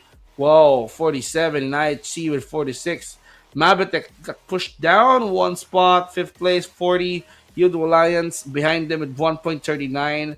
Alter Ego still stuck at 36. The Infinity 35 points. VOIN 33. A1 TMT 32. DRS 31. Guts and Glory 28 points. T2K and RRQ Ryu 26. 52 and Stalwart both has 16 points. As we go over to the next page, I wonder how are they going to bounce, because after 16, probably 15 below, it's really hard for you to catch up. You just have to be consistent in the remaining days of this tournament. With 14 points on PIGMY, 4MB 13, Genesis 9, HORAA 8, Leo 7, YG 5 together with Sem 9, and Falcons still no point at all. So that's the question. How are they going to bounce back? The main question is if they're gonna even come join in the games or not, because not even a single day, not even a single match so far, I've seen them joining into the game. So that means that if they're not joining, they're staying on the bottom side on the hashtag number 24, no matter what they are going to do. You cannot just bounce back into the last day and then hope to come out in the top 16. No, it doesn't work like that. You have to be consistent. You have to make sure that every day is going to be a day for you. At least 1 or 2 match per day is necessary. It's necessary at this time for the players to actually take for themselves. But this was just the match number 2. Guys, remember to like and subscribe to the channel as well. And remember, if you haven't downloaded Rooter yet, you know what the deal is. Because after the first 2 initial matches, we scheduled a broadcast. So we moved the broadcast over to the Rooter. So if you haven't downloaded, this is the time right now, because we are about to go on a short break and we will see you on the Rooter. Till then, take care and see you on the Rooter side.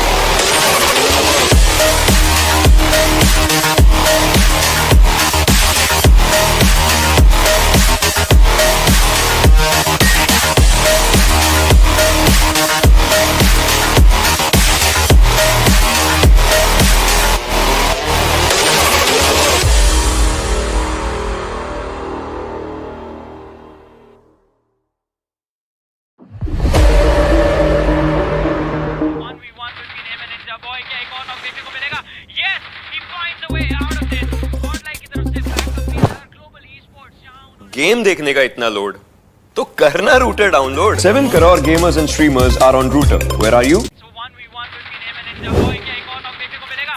Yes, he finds a way out of it. और like की तरफ से backup भी आया और game देखने का इतना लोड तो करना router download 7 crore gamers and streamers are on Router. Where are you? So 1v1 between him and Ninja Boy. क्या एक और नॉक देखने को मिलेगा?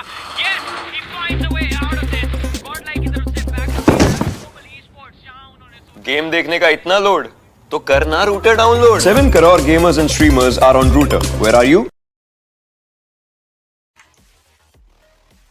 Welcome back, everybody, once again to the PUBG Mobile Gamers Grand Rumble League stage, day number 2. And on the Router side, how is everybody? Tell us on the chat. But yes, the 2 matches have been done and dusted, and from this point onward, the things are gonna get chaotic a lot more, let me tell you, Vince. But guys, before any of that happen, let's introduce ourselves once again, shall we, on Router? This is Torix, and alongside with me, once again, it is going to be Vince. That is going to be my partner for the rest of the days, for this day as well. So Vince, once again, welcome to the Router. Well, I'm so excited to continue the journey now that everyone is gathered here on Router. Those 2 maps were just the start.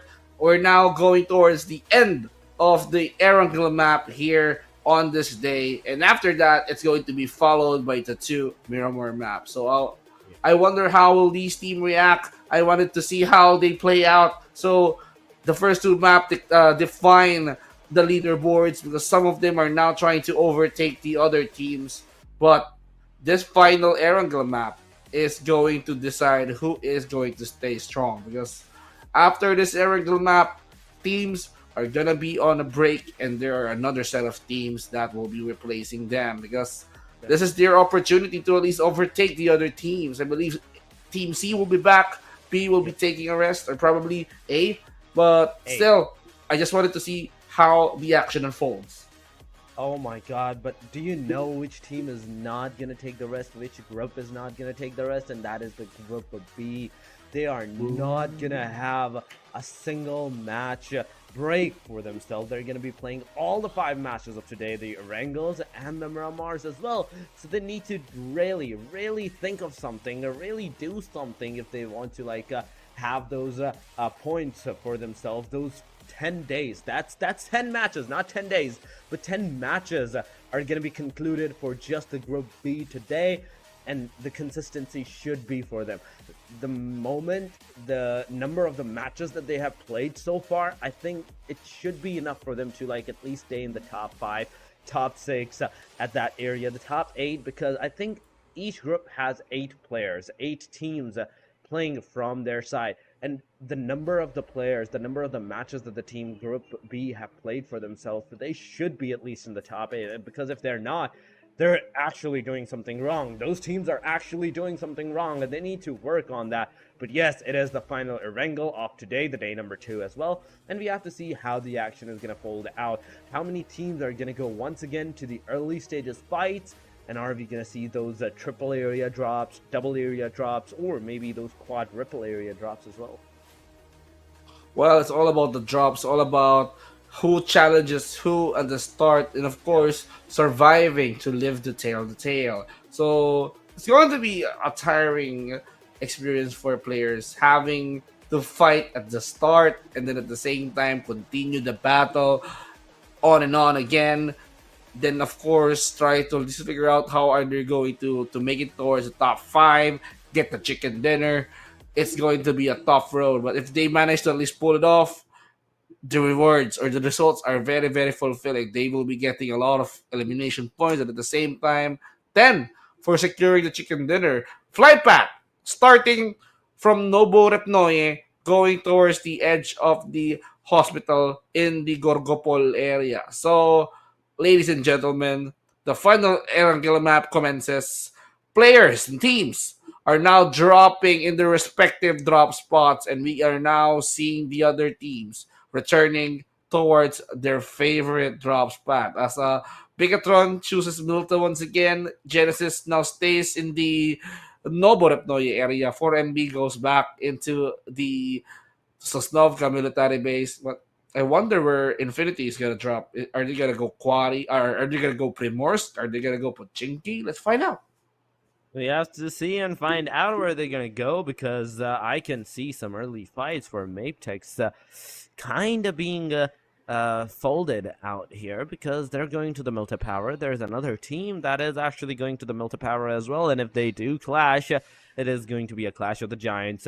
But for MERICAL vibes, they're going to the military base island. Nobody is there. Nobody's even remotely close by to them, and they're going to be the only one that is going to like take the loot of the military base island. But the circle, guys, it has gone to a eastern side shift. A hard eastern side shift means that there's going to be a lot of teams on the western side that needs to early move on, that needs to take a move on towards the early stage. But oh my god, once again at the hospital, we are seeing the two fights, the two teams taking the fight. It is IHC versus the Team Infinity once again.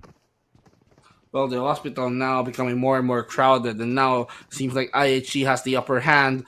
They managed to at least cripple and knock down the members of the Infinity, but no, Infinity is now back on track. They're now trying to at least figure out how are they going to deal with the problem. The Infinity, who managed to survive the early fight and annihilating the entire IHC in the hospital area, are now trying to at least figure out how are they going to reverse that situation. Lapar, he managed to get YU from MABETEX, and MABETEX now is going to struggle. Lapar ready to pull off his knife, stabs him, and just like that, YU got stabbed. Ladies and gentlemen, here comes Zuxi providing support from afar, tries to at least shoot towards the building where MABETEX is. And now MABETEX now not moving an inch at all. Rogue pulls off God Tunny and then pulls him up all his knees. So the Infinity now has a one knockdown member, got confirmed by Demo. So it's a 4 versus 3 situation going back into this area.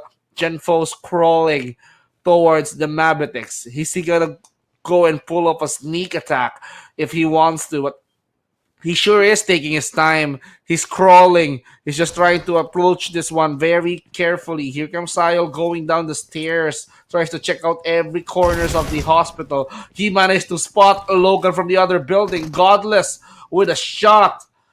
Demo now in the ground floor. Now outside. Triple Eight managed to get Rogue. And now Triple Eight here tries to at least manage to take a peek. And now he got taken care of by Godless. What is this trade? This is just getting messier as it gets. Demo gets Infinity. Triple Eight not looking good for the Infinity, as once again they have been eliminated first, just like the second game.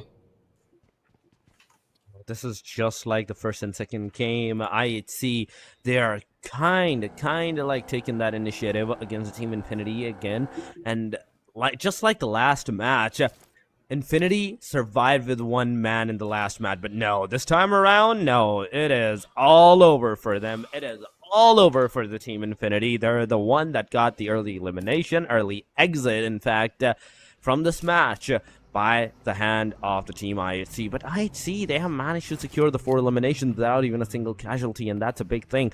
Getting 4 eliminations without even a single casualty, that instantly means that not only your that's free elimination points that you worked hard for, but also the confidence booster against the rest of the teams, against the same team, if you do get into the fight with them into the next match or the next stage. So that instantly gives you a lot of perks. But MABETEX versus Team BIGETRON is definitely happening, but MABETEX is out of the match instantly. As soon as I mentioned that they're against the fight, MABETEX.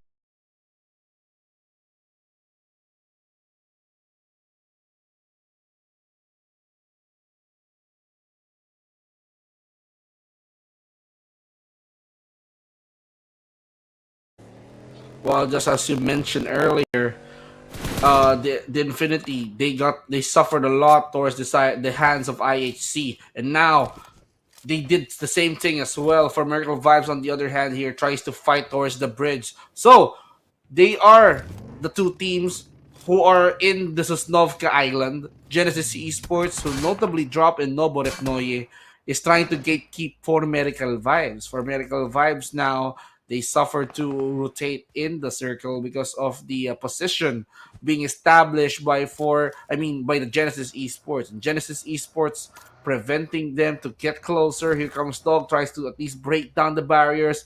Copia A now trying to at least distract Doc by pulling up those smoke just to confuse them. And we can see Copia tries to at least dodge those bullets up. Doc is going to be in front of him, but he got knocked down by Apex as well with the DBS. Dreyfus tries to hide in that tree line. Doc as well is up, just needs some help. Yum is just there as well, providing some help. But you know, Genesis and for MERICAL Vibes, I expect this to happen. Every time that I'm expecting this sport to happen in the Sosnovka Island, it is not happening. But they gave us an opportunity for them because they wanted to prioritize who goes in first in the circle, and the only way for MERICAL Vibes to cross, and of course Genesis Esports, is to cross the bridge, and that is the good thinking. And I believe they are trying to at least watch out, and probably they know that they're with the MERICAL Vibes as of this rate. So that is why let's set up a camp. Let's try to at least wait for them, and then at the same time pull off a surprise attack, sneak attack. And Genesis Esports surprising with a nade. Apex just gave them a package that K cannot refuse. So Yum is gonna blow into bits. Apex gets the grenade kill, and for MERICAL Vibes still complete with that. So they survived the bridge wars. 1v3, that is what I'm seeing, man. Apex with that 1v3 on the team Genesis Esports. Without even getting a single knockout on the team. That's the biggest thing that any team can have against, that's the best case scenario that anyone can have against the fight. Stalwart Esports Serta, he's coming in with the shotgun. He takes one down, but DBS is not going to work on the second guy. He's going to get instant confirmation. Gray also comes in for the rescue, but instantly he is also the one that gets taken down. Oh no, Team RRQ, even though they're on a disadvantageous location, they are still making a comeback. Team Stalwart Esports right now facing some struggles. The grenade is going to do a lot of damage. Another grenade comes in and it is over. Team Stalwart Esports without even a single elimination to their name. They are out, but this is another best case scenario where one of your teammates gets all the 4 elimination, completely done the 1v4, and that's exactly No Mercy has done for himself. This is a 1v4 against the Team Stalwart Esports that this team has done. This team has actually got for themselves. But Circle, look at that. When Circle has gone to the Milta City, the Milta Power, and the prison areas, the shelter, here we can see some kind of contestation in a little while. This is definitely going to happen, but YOODO Alliance, Team BTR, they are once again, even in this match, ready to take that action for themselves. They're ready to take the action for themselves, but having a recap about RRQ, they managed to at least pull off a single guy handling the job for them, and Apex once again gets sniped down, and Careless gets the trade towards Apex. Apex, you're popping off too much. You take the knee, you take the fall. Dog as well will be eliminated as well. Now Guts and Glory going to be the challengers for this bout. Arrow having time to revive his fallen teammate. Refus is just going for the cover, distracting them, buying them some time. And now, okay, that nade coming in from Refus knocks down Husaifa. Husaifa needs some serious help. But right now, 2 members down, but still the door isn't open. There's no one home. They need to go outside. Outside is going to be bloody. We can see Arrow right now just trying to keep an eye on where is the target. Here comes Cairo. He took the fall. He took the knee. And for MERICAL Vibes surviving another fight. They only lost Doc in the process, but they got 8 right now, baby. For MERICAL Vibes now trying to pop off the charts. Now currently on 15. They need to work their way through to the top 10. They need to make their way into the top 10, work their way, and that's a lot of work that they need to do for themselves if they want to stay into the top 10, top 16, and the consistency is definitely going to be needed here. But T2K going to these guys, they're in the prison, outskirts of the prison area, my bad on that, but He is waiting out, chilling out in the compound alongside the rest of his team. That is in GS, Bipole, and Rules OG. Team T2K, basically, they have the position, they have the location for themselves, and they don't want to over-aggress with the position. They don't want to overcommit on anybody. They know the consequences of overcommitting. They know the consequences of over-pushing on a guy, over-pushing on a team, and what the consequences can bring it to their demise as well. And that is one of the reasons they're playing this match a little bit on towards the slow, mainly because this is the final Erangel, and after the Erangel match it is the Miramars, and you're not gonna get that this kind of a pace, this kind of like the fights, and the same time a slow paced map, a medium paced map for yourself. So they want to like savor it. They want to make sure that they get every last bit of this map for themselves. I had seen them, meanwhile, they're completely going haywire outside the circle, near the blue zone, looking at the outskirts area, whereas there is the team of VD Voin Donkeys waiting out for them, but they need to get inside of that circle as well. Team Voin Donkeys is another team that is right now outside the circle, and if they delay their rotation, if they delay their entry into the circle, they're going to receive a lot of damage. They're going to receive if they delay their position. Right now, IHE Esports is definitely on the run. They're targeting VOIN, who's going to... Oh my! Godless managed to make that vehicle explode. Goes kaboom. Godless gets one as well. And IHE with the punishment. Bobo Ho actually with a comeback, punishing down Demo. Rogue as well, putting an end towards Misery. And now we can see Bobo Ho right now enduring the damage from the blue side. Is he gonna deny himself? He made it just in time. He managed to at least regain his lost health. And now he's just trying to bounce up and down this entire map. Zyle here will be riding his vehicle. Godless is going to try to at least get all those goods, all those nades, all those left in that box. Right now, A1 TMT tries to check out this building because they have to be careful because the area here is very, very crowded. Zeta gets Rogue. I wonder where this guy is. He managed to at least made it just in time. 2 maps without him. It's really, really hard for Voin Donkeys, and now he's back. He's now trying to produce points. And Zeta confirms that kill with a DPS on handle to Style, and Godless is trying to backdoor his death. And oh my! That hit and run once again from Bobo Ho out of nowhere. He got caught, and IHC got taken care of, but the blue here is punishing the entire VOIN roster. They need to prioritize their own safety. One got knocked down. I believe Bobo Home made it through while he's riding the vehicle.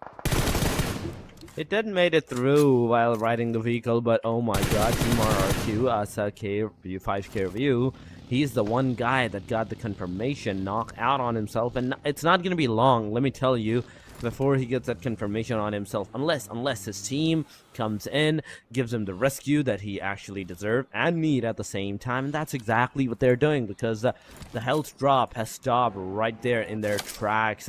This gives enough time for the rest of the team to actually do something. If they had heard the shots, there is the possibility of the third parties as well, but T2K in GS, he's going to throw some grenades. That's going to hit the players. It's going to take at least one down, but another circle shift towards the western corner of the Milta City. The Milta City, whereas the Team 4 MV, the Team DRS is residing.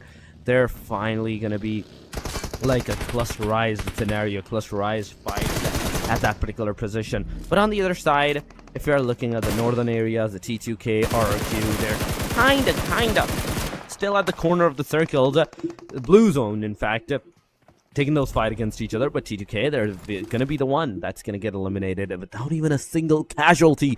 That's the worst thing that the team can actually secure for themselves. Even though they're in the top 10, they managed to survive for this long, this stage.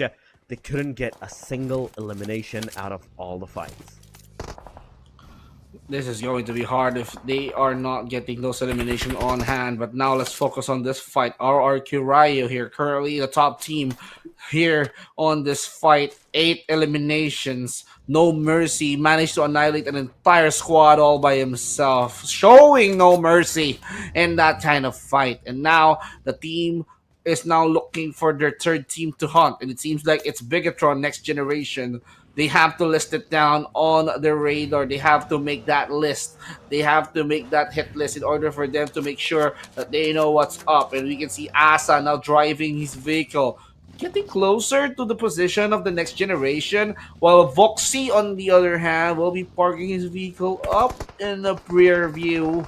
Tries to at least hide towards the edge. No Mercy once again pulls off a knockdown towards Leon. So if he converts this, this is going to be an possible spree coming in from this guy. Satar managed to get one as well, and Nerpeco with the trade towards Hans. Voxy staying away as far as he could, but he needs to be careful. He's becoming near. He's just becoming more near on the vicinity of the A1 TMT, and Zuxi gets Hans. There's no sister team. We're not Bigetron at all. We're separate opponents. We are representing Indonesia as an individual. These two teams now fighting for glory. Who's the Bigetron? Who's the biggest of them all? That is going to be the question that they need to answer.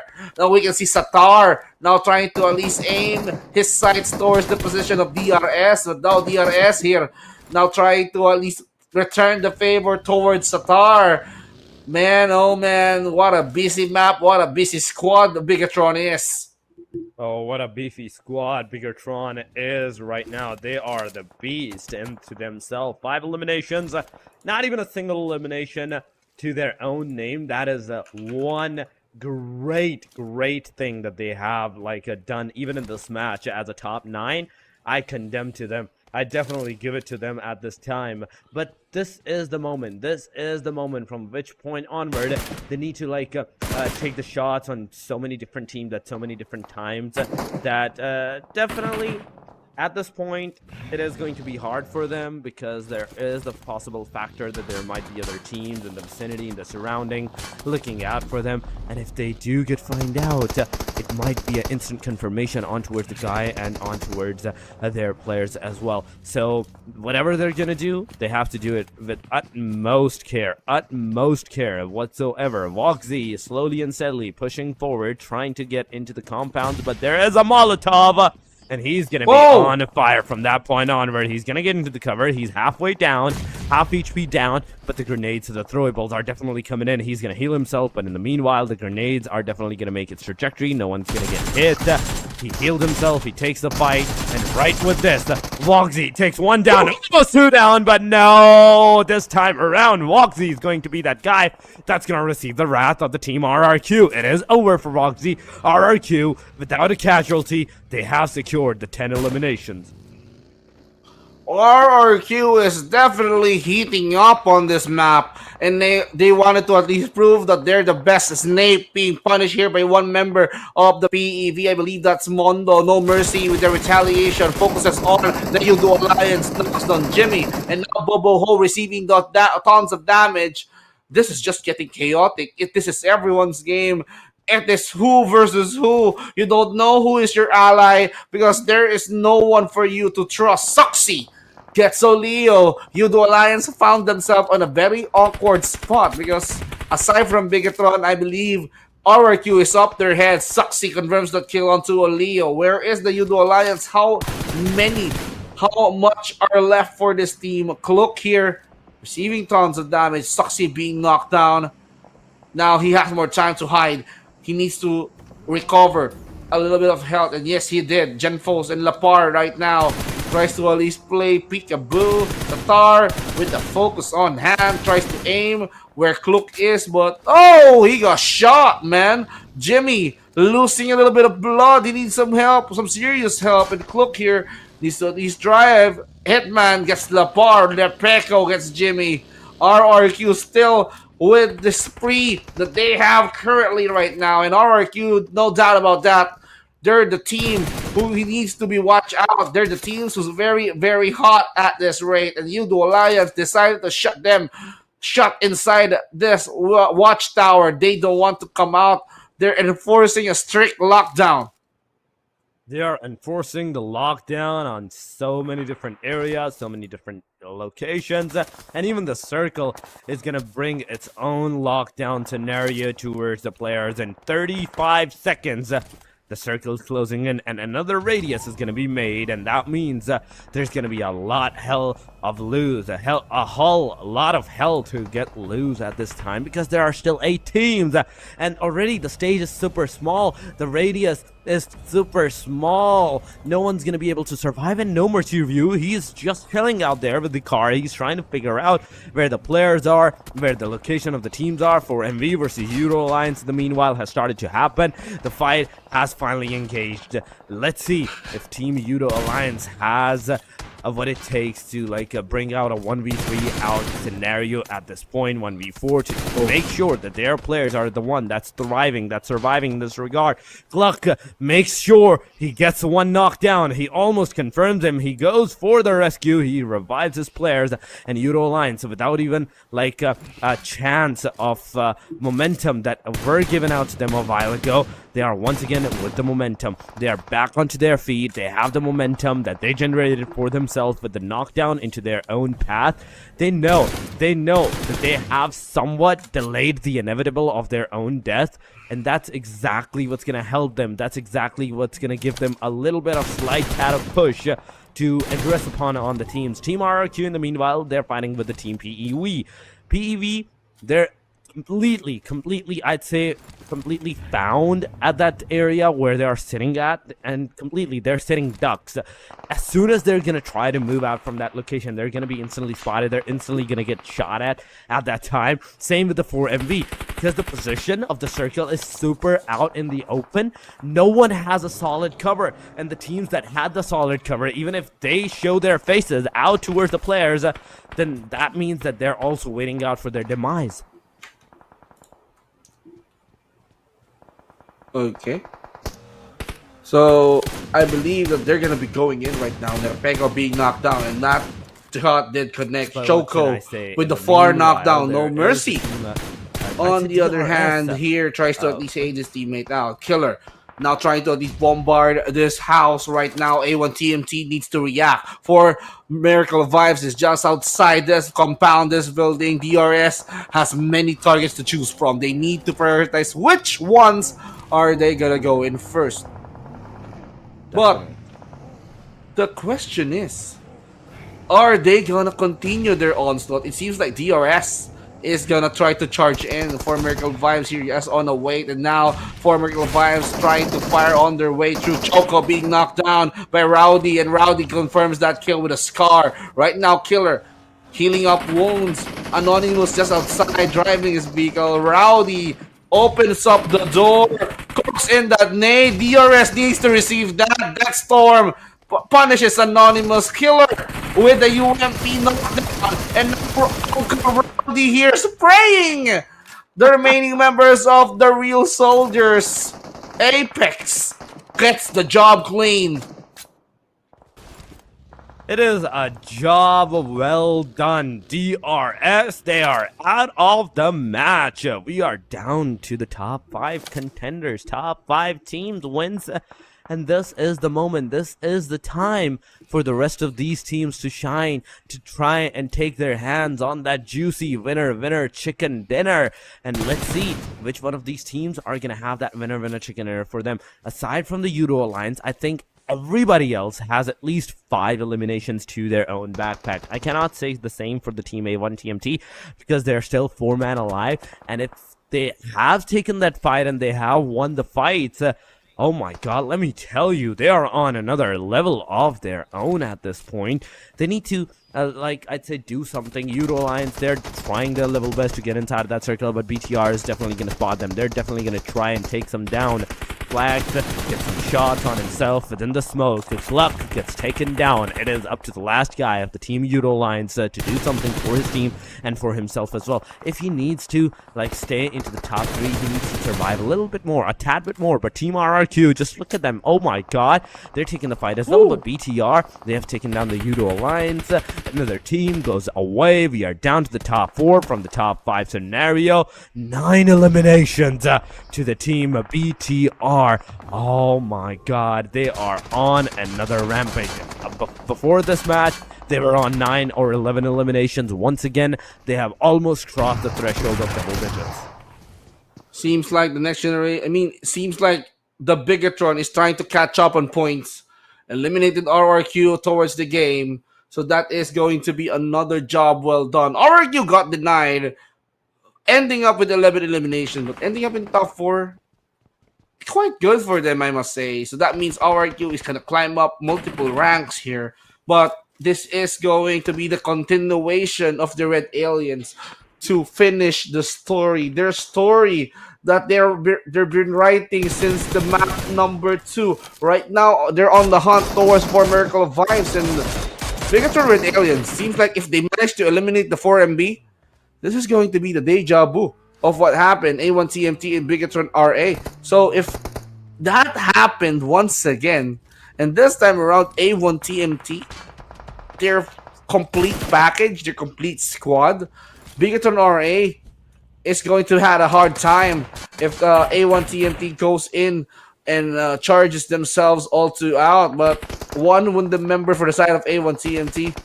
So that means even though that they're playing safe, they have been alerted and now they're out in the open.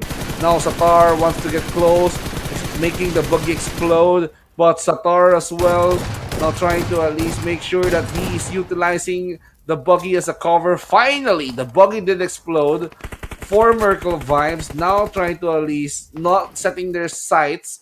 It's just locked. They don't even care about the airdrop. They just care about the life of Satar, who's just crawling outside, and Genfos was forced to reposition himself, goes down the building, aids towards Satar, so that Satar might be getting those goods in the airdrop. But A1TMT here regrouping, tries to at least utilize every exploded vehicle that they have to be used as a cover. How many smokes are left?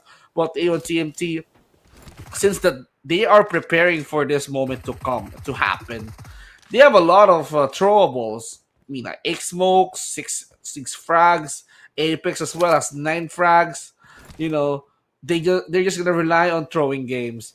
You know, just by throwing those smokes, those smallies, just to make sure that they get that kill from afar. Now we can see Rowdy tries to go in for the peak. Another smoke play coming in from this team as well, but he got his upper body exposed. He needs to crouch for a little bit. Tries to rely on that rage to protect them. You know, you can use that as a cover as well, but still no movement at all. But who is going to take the first blow? Still, A1TMT complete members, but Rowdy here decided to come close towards the position of the Bigetron Red Aliens. And Rowdy now looking good.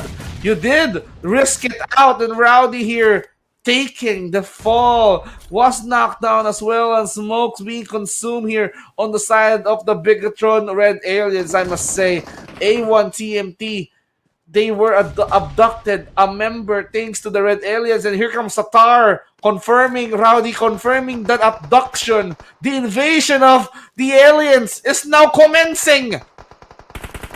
Oh my god, the invasion is finally commencing for MV. They are near the airdrop, and I do believe that they have taken that airdrop for themselves. But in the meanwhile, Starls, look at him. He's trying to throw the grenades, but at the same time, more grenades are coming his way. Starls, those grenades are definitely not going to reach you unless he gets out of that airdrop. But Rifus, he has been spotted. He is getting shot at. But luckily enough, he's in the cover. The best thing about Rifus is that he is in the cover. He has the positioning for himself. He's not over completely out in the open, that he will get the elimination. But oh my god, me and my big mouth, as soon as I said that, he gets instantly knocked down. Rifus, it's a confirmation for this guy. For MV, down to the last man surviving. Apex is gonna have that grenade near him. It's gonna get him down to the last HP, and it's over, man. It's over. BTR, they are gonna have that winner chicken dinner out of the match number 3, the day number 2. Wow, what an intense day. Winner, chicken dinners once again for the Bigetron Red Aliens. Now, having 15 eliminations, that means it's going to boost them towards the rank. So, anytime soon, they can catch up with the next generation. But it seems like this is going to be their last game once again. So, this is going to be, you know, their last game as participants, and we're gonna be welcoming up the next set of players, you know. But good job for the Bigetron Red Aliens for catching up. And let's see. See, they are now the first place. They overtook their own sister team. The next generation is now pushed back number 2. But I don't know if that's number 2 or probably way down more. And who got the most kills? It's just Satar with 6 elimination. And the teams here are just collaborating so well. Genfos with 4, Lapar with 2, and Saxi with 3. And anytime soon, I can see Satar making it to the teams or the players to watch out for. And the MVP still is this guy, Mr. Doc. 6 eliminations, no assist. 324, longest elimination distance. And he managed to heal himself up like 628 times in those crucial times. And the damage he dealt, it was way high. 1,239 damage all by himself. The Doctor is in as the MVP of the match. For Miracle Vibes representative, this guy is just reaping his targets very well. You know, I wanted to see more. I wanted to see how crucial the next set of matches are, because we're done with the Erangel. We're done with the 3 maps. We're going towards the other sets, the Miramar maps. 2 more maps to go, and the reintroduction of the teams was quietly watching, probably gathering some intel on how they're gonna be, how are they doing in Erangel. But Miramar, we own this place. Bigetron, they stuck with 9.3k total distance, 3 traveled, and the highest damage so far is still the Red Aliens. Full squad time, 18. They lost 1 member already in the 80-minute mark, but A1 TMT, after they lost 1, they lost everyone, and then they lasted for like 28-29 minutes all throughout the game. And you know, having the match standings all by themselves, Bigetron ending it up with 25 points, for Miracle Vibes popping off with 12 eliminations with 18. RRQ surprisingly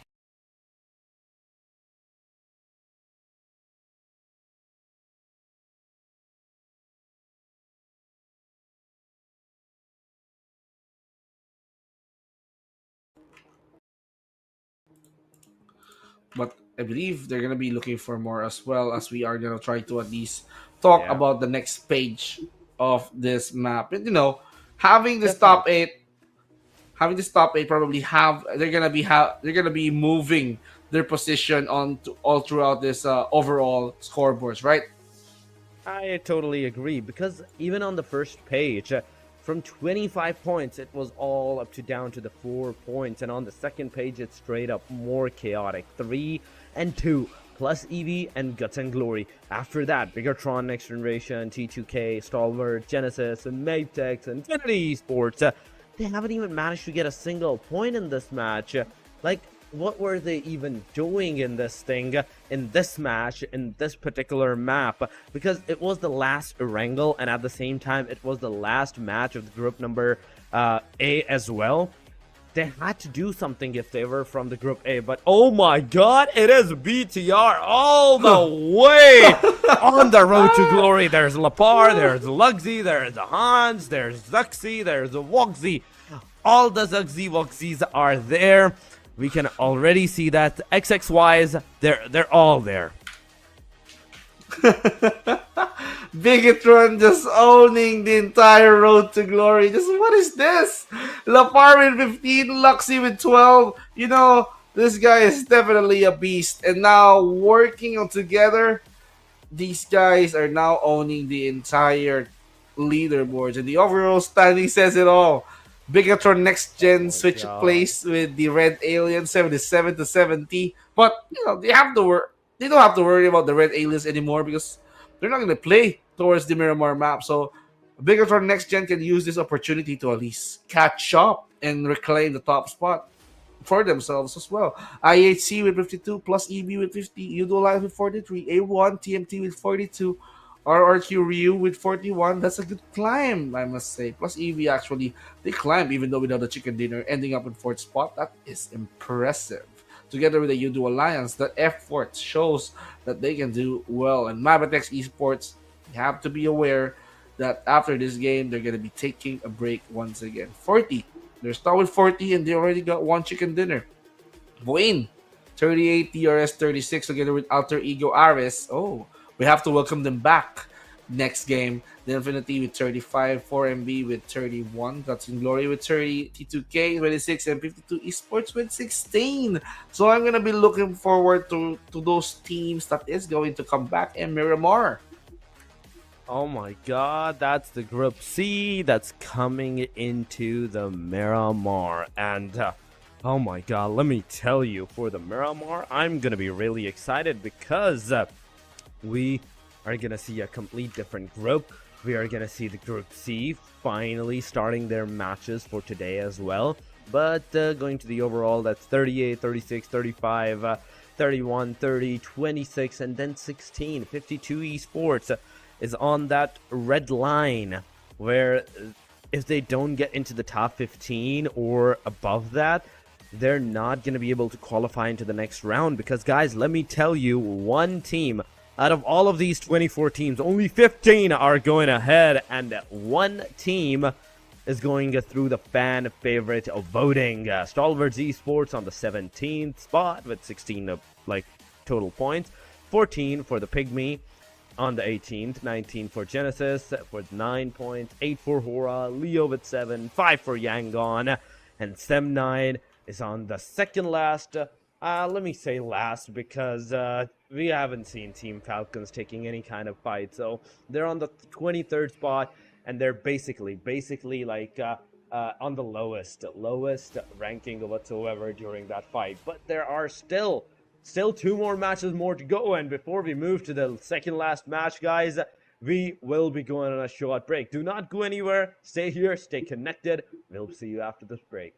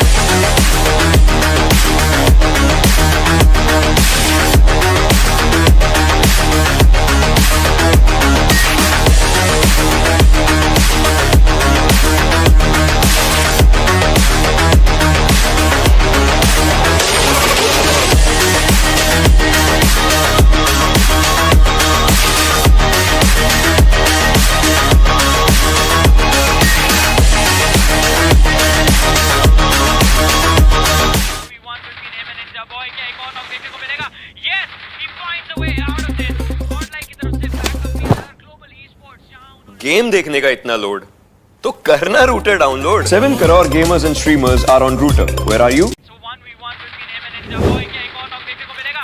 Yes, he finds a way out of it. और like की तरफ से backup भी आया और esports game देखने का इतना लोड तो करना router download 7 crore gamers and streamers are on router. Where are you? So 1v1 between him and Ninja Boy. क्या एक और नॉक देखने को मिलेगा? Yes, he finds a way out of it. और लाइक की तरफ से बैकअप भी आया और esports जहां उन्होंने गेम देखने का इतना लोड तो करना router download 7 crore gamers and streamers are on router. Where are you?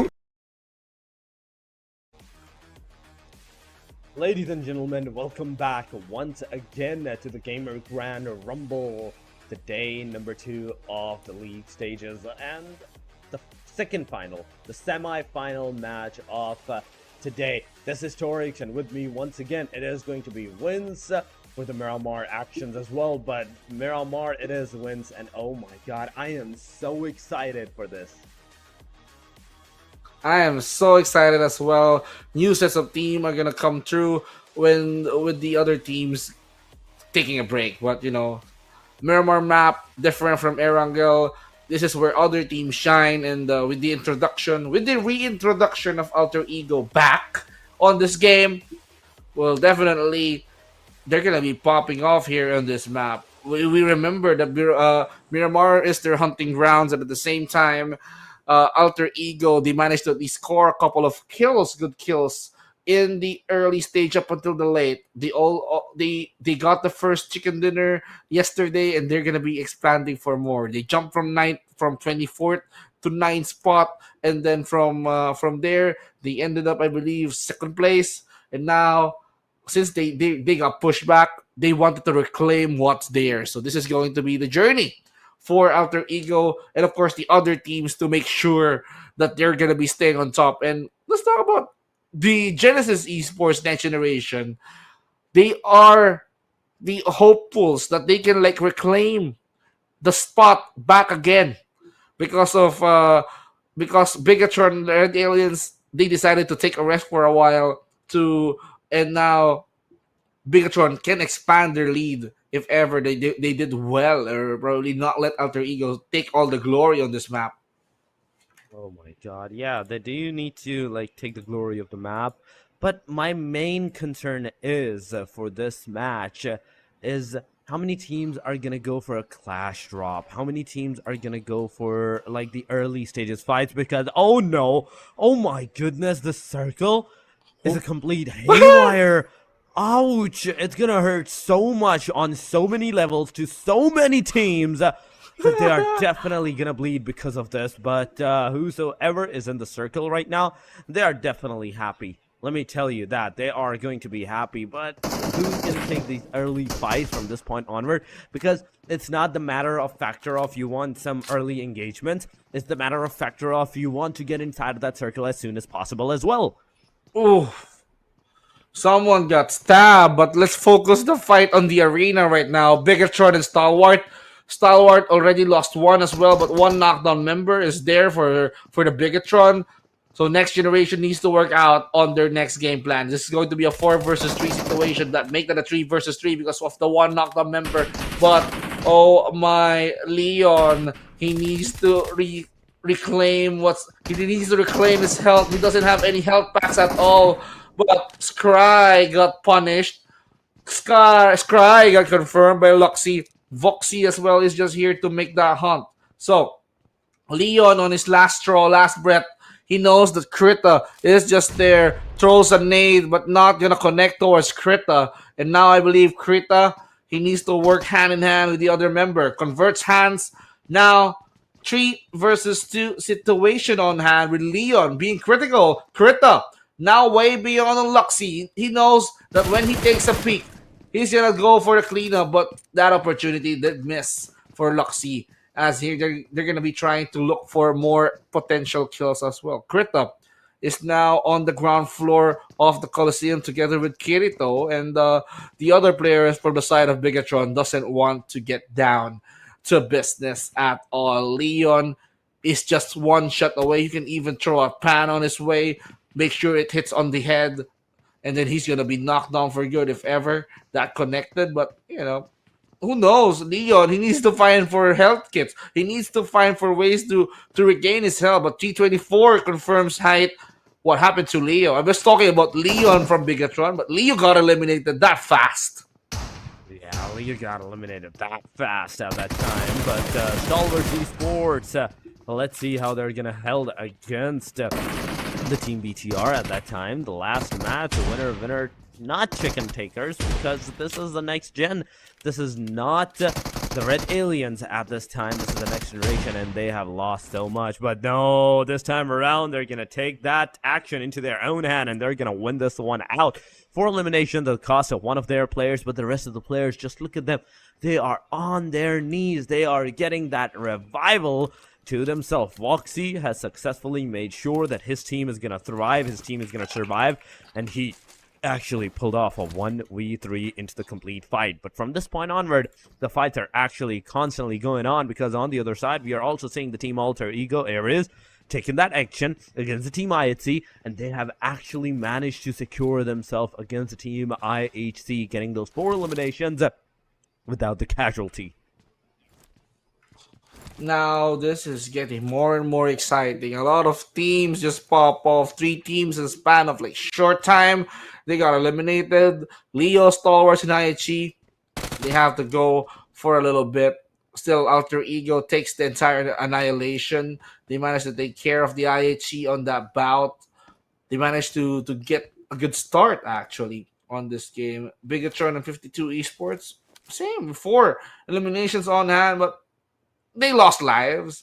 They're not complete anymore. Next Gen lost hands, I believe. And 52 Esports lost 2. So now, there's another fight happening.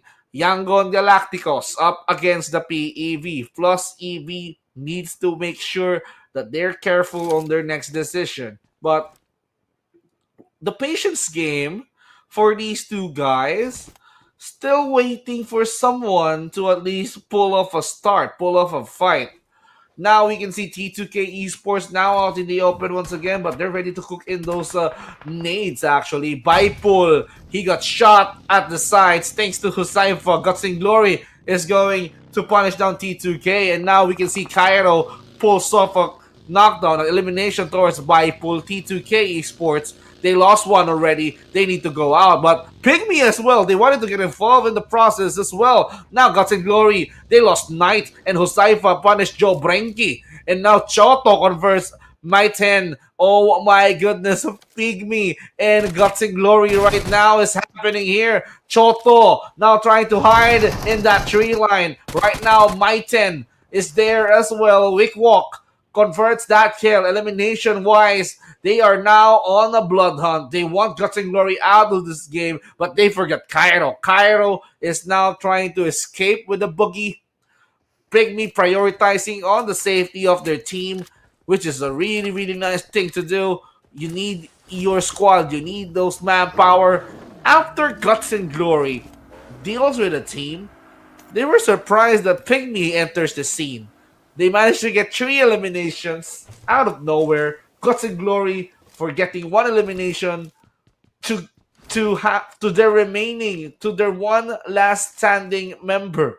They're on the last breath, and now still Yangon Galacticos and PEV not moving an inch on this position, even with the blue zone consuming their lives slowly but surely. Yangon Galacticos is just taking a step, a hop. Mondo only has 1 health kit. White as well only has 1. So, are they going to resist the blue? Ooh, cute low-key. Now on the high ground is on the top floor. Nades onto his way, and White with that good knockdown, and then Fistboy goes for the cleanup. Nice teamwork right there. Yeah, that is a nice teamwork that they actually did. That is 1 elimination to the name of the Team PEV, but at the same time, there are still 3 more members of the enemy team close by to them, and if they want to take them out, they have to do the same combo, the same teamwork. Once again, they have to make sure that they are staying as a unit, they are staying as a team and taking the fight as a whole unit at this angle. The Yangons, Galacticos in the front lines, they're kind of scattered. That is one thing that I don't like right now for the formation of the Yangons, because that they're so far away. Anyone that's going to get knocked out will not be able to get their revival out no matter what the scenario is, unless the other person baits himself out in the complete open and be like, yes, I am here, you can come and try and shoot at me, whereas the rest of the third player, the final player, goes for the revive. But oh my god, this is such a small radius at the Lost Leons. Los Leon is getting hotter. It seems like these guys doesn't want to back out the fight. Now we're back here on Yangon Galacticos and the PLUSEV. Right now, Sayglaw being wounded. VN and TZ being consumed by the blue. And now TZ on his last draw managed to spot down QB. Now with the focus. Tries to at least stay steady. But they're inside the building. They're inside the compound. But here comes Mondo shutting down the door with that nade. Good combination and the cleanup was there. Not looking good for the YG. Now PEV going in for the cleanup. What is your decision, TZ? Are you going to run for your life? Yes, he will. Say Cloud. On the other hand, right now, he's going to be left out in the open to die in the blue. But Mondo spots him, gets that elimination point, and now TZ, you're on your own. You need to carry out the YG's flag. You need to carry out the Myanmar flag on your own. You need to run to safety. That's going to be a far, far journey, TZ. You need to survive. They definitely need to survive if you want to like shine your flag out there, but things are not looking good for them, and I don't think that there is much that they can do right now in this match. But there's still another one after this one, so hopes, keep your hopes up, no matter what the scenario is. Going to the team VOIN Donkeys, we are seeing all the 4 unit, a complete unit of the team still into the match, but the position that they have secured for themselves is near the La Bendita area. Behind them is going to be another team, but Pygmy's one team that is close to the team Alter Egos. The yesterday's number 2 team is right now on maybe number 4, maybe number 5, somewhere in that area, but this is their first match, and if they do play this one out good, there are the chances, there are the possibilities of them once again coming out on towards the top. PIGMY Esports right now, Abhimanyu trying to use the buggy to take a good cover position and then spot out the players, but no, that's not what it's gonna happen. We are seeing the team BIGETRON Next Generation once again as a trio with 4 eliminations to try and take out a spot. But as soon as they like stop one place, instantly one player gets a knockdown on himself. Now the fight isn't stopping. We see the circle shifts towards this very, very interesting position. Now BIGETRON, Next Generation, continuing the story with 3 remaining members, and now PIGMY as well. They came in as a third party, and they want to look for blood. They are looking for more, and it seems like they find the worthy opponent, and that is going to be in the form of Alter Ego Ares. And Alter Ego Ares, they didn't even care at all. They're just passing by. But Rosemary says, okay, let's go for the kill. Let's go for the push. Let's hunt them down. Let's try to produce more kills as well. Boysil and Alva both has 2 kills. Mondo with a drive-by on himself. Probably crash and burn. Not a good spot. And now we can see Alva together with the rest of the gang. Alter Ego wants to go reckless on this one. They are trying to prepare towards the push that they are trying to go in towards the side of PIGMY. Now they receive tons of damage thanks to that frag grenade. But what is going to happen? Abhimanyu managed to punish down Rosemary for charging in too early. Are they gonna go in for the revive? Rosemary now running low on health. Octa is just there as your friend, but where is the revival? I'm not seeing any revival at all because they're just waiting for PIGMY to at least go in and charge in. They're using him as a bait, and right now Wick Walk on the other hand tries to at least push with his member, but here comes the push for the PIGMY, and PIGMY is ready to deny the Alter Ego Ares. Octa throws his nade on their way, and now there's a good knockdown. Octa with a commitment. Now half an HP left, deals with 1. Now he's ready to deal with 2. Boysil as well with a DBS on hand. Came from nowhere. He came from the side. He just jumps in. He's just trying to break the ankle break for PIGMY. Joe Brenke got eliminated last, and Alter Ego survived that bout. Oh my boy, Seal is the sacrifice. Oh my god, that's 8 elimination. This man manages to take out 3 Alva. Oh my god, that is great a number. But 4 eliminations to Boysil. He's the one that got eliminated at that time, but the rest of the team Alter Ego Aries now is looking at the Team Infinity Esports, whereas Team Infinity Esports is not showing their faces that much towards the team. There's also the Team HORAA Esports versus the Team PEWs, whereas they're the one that are showing their faces. PEW might get instantly knocked down. It might be a confirmation for the guy, but no, it's not the case right now. But oh my god, Sky HORAA, you need to throw that grenade as soon as possible. You need to make sure that grenade is actually hitting the players, and that grenade is making its connectivity on towards the enemy side as well. But Malikura, he's receiving a lot of damage from the blue side. He needs to be, as soon as possible, get into a cover, get into a position where he can be the one that spots down the players and take that initiative and gets into the circle as well. QB has been spotted. Sky HORAA is trying his level best to shoot down the player, shoot down the fort, but it's not working. It is not working whatsoever. Team HORAA Esports, so far, they don't even have a single elimination to their name, Vince, and they need to do something about that, because we are down to the top 12 teams. There's only 12 total teams that are alive with 37 players remaining, and if they don't do anything fast, it's gonna be too late.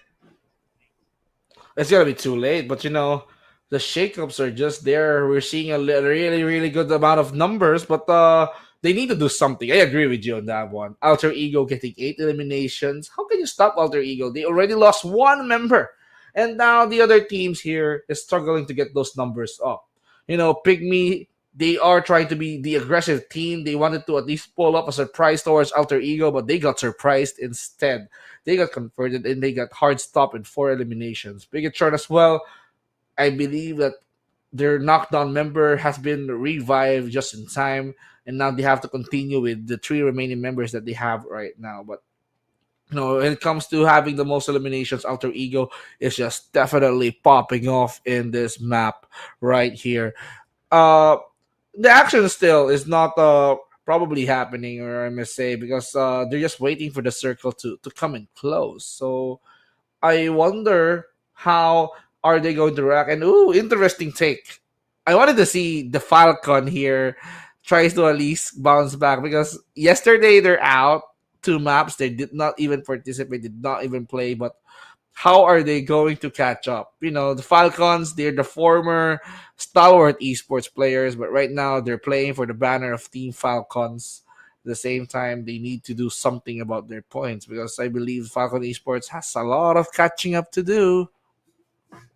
They definitely need to have a lot of catching up to do at this point, but for that we have to see on how well it can be the factor. How fast can they actually catch up on towards the rest of the teams as well, because at this point right now, oh my god, it's a matter of life and death.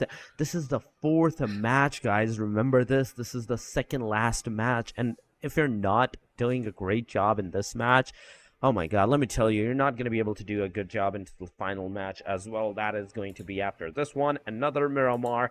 You need to make sure that the consistency is definitely there. You can get some good eliminations in this match, so you can continue it out on towards the next match as well. But talking about, once again, the teams, we had YANGONs, the GGs, and 52 Esports, somewhat with a solos and a duo player. So remember this. After this, aside from these guys, there are the teams that are either a complete squad, that are a complete team, or we have some duo, trio,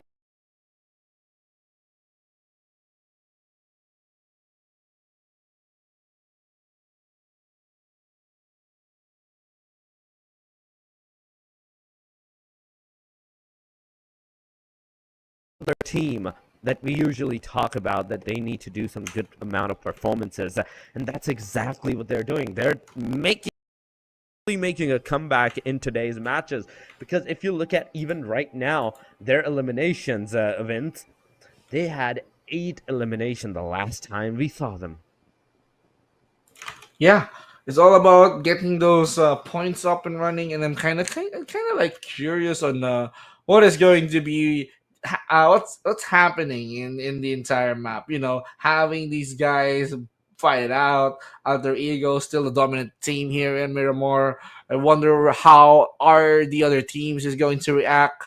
You know, they're just snowballing. 4 teams being eliminated, but right now, oh, we're down to the final 6. You know, we're just talking about points, but it's snap. That was the snap, and we are final 6 members. The fight is just getting more and more interesting. Other Ego got 9 already. Oh my, and they still have the chance to get a chicken dinner. PEV now popping off as well with 6 eliminations, and we can see Octa here being revived by his teammate.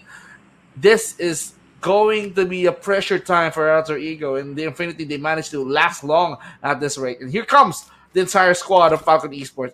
I just said that I wanted to see them play earlier, but Falcon Esports is still going strong with 1 elimination on hand. Nerset gets the kill, and they're looking for the potential of expanding that lead further. So, good news! They're not 0 points, and now they're gonna look to expand their points as we talk about them as well. Logan pops down action, not looking good, converts that kill. Chase managed to kill steal that, and now they saw Rosemary running for his life. He is now knocked down by Top, and Top managed to put an end to Rosemary. Top, you beast, getting 2 points for your team, and right now Alter Ego, they're being robbed. The chances of them getting the chicken dinner, the opportunity should be there, but Falcon Esports stole the show.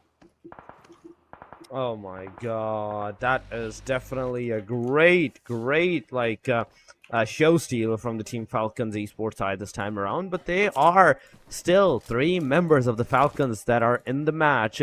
But look at 52 and Alter Egos, 9 for Alter Ego, 52 still alive with the duo as well.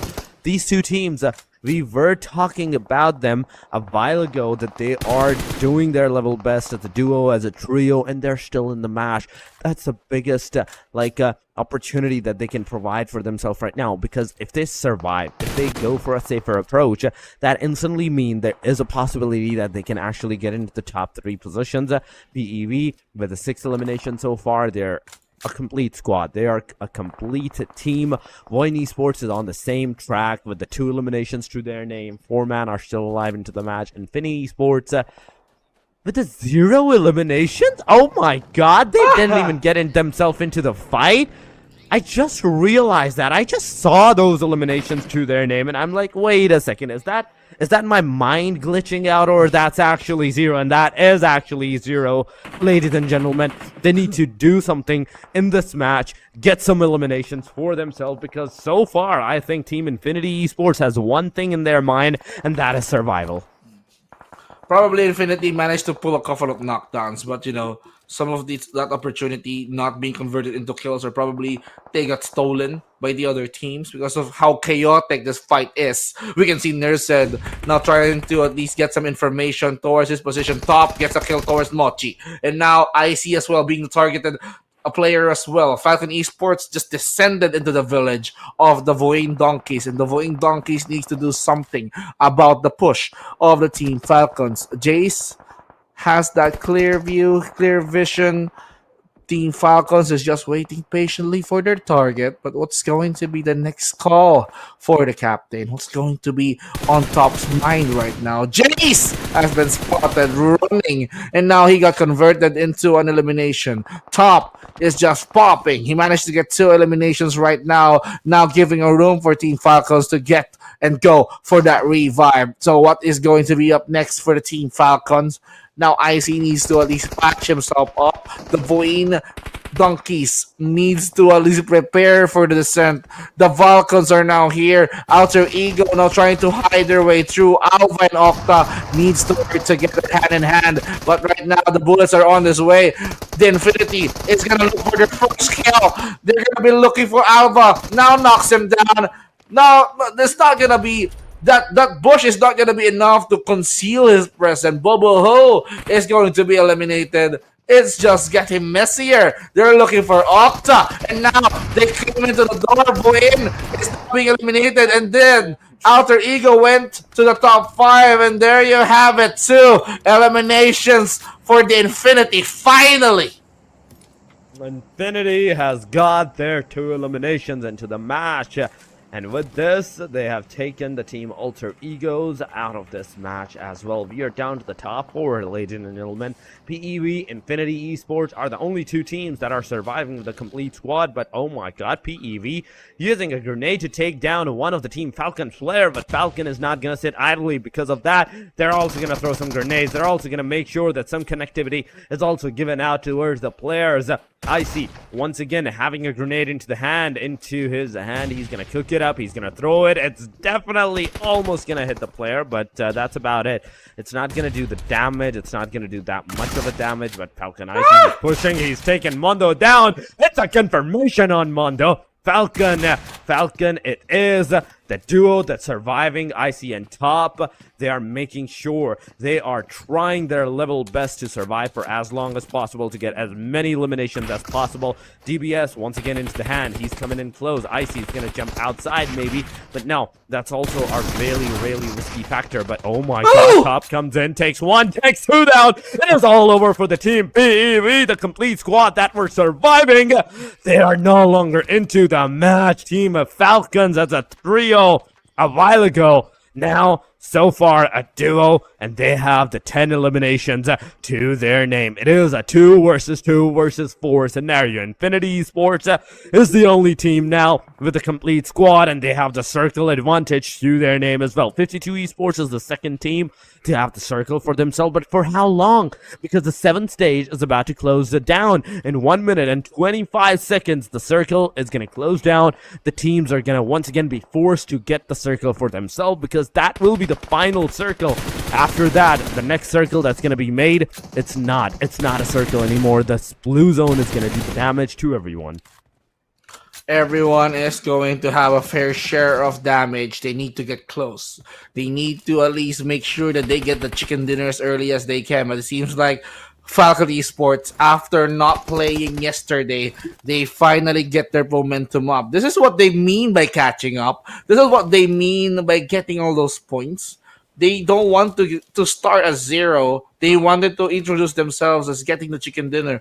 They wanted to get more and more points. And the best thing that's happening right now is they're only 2.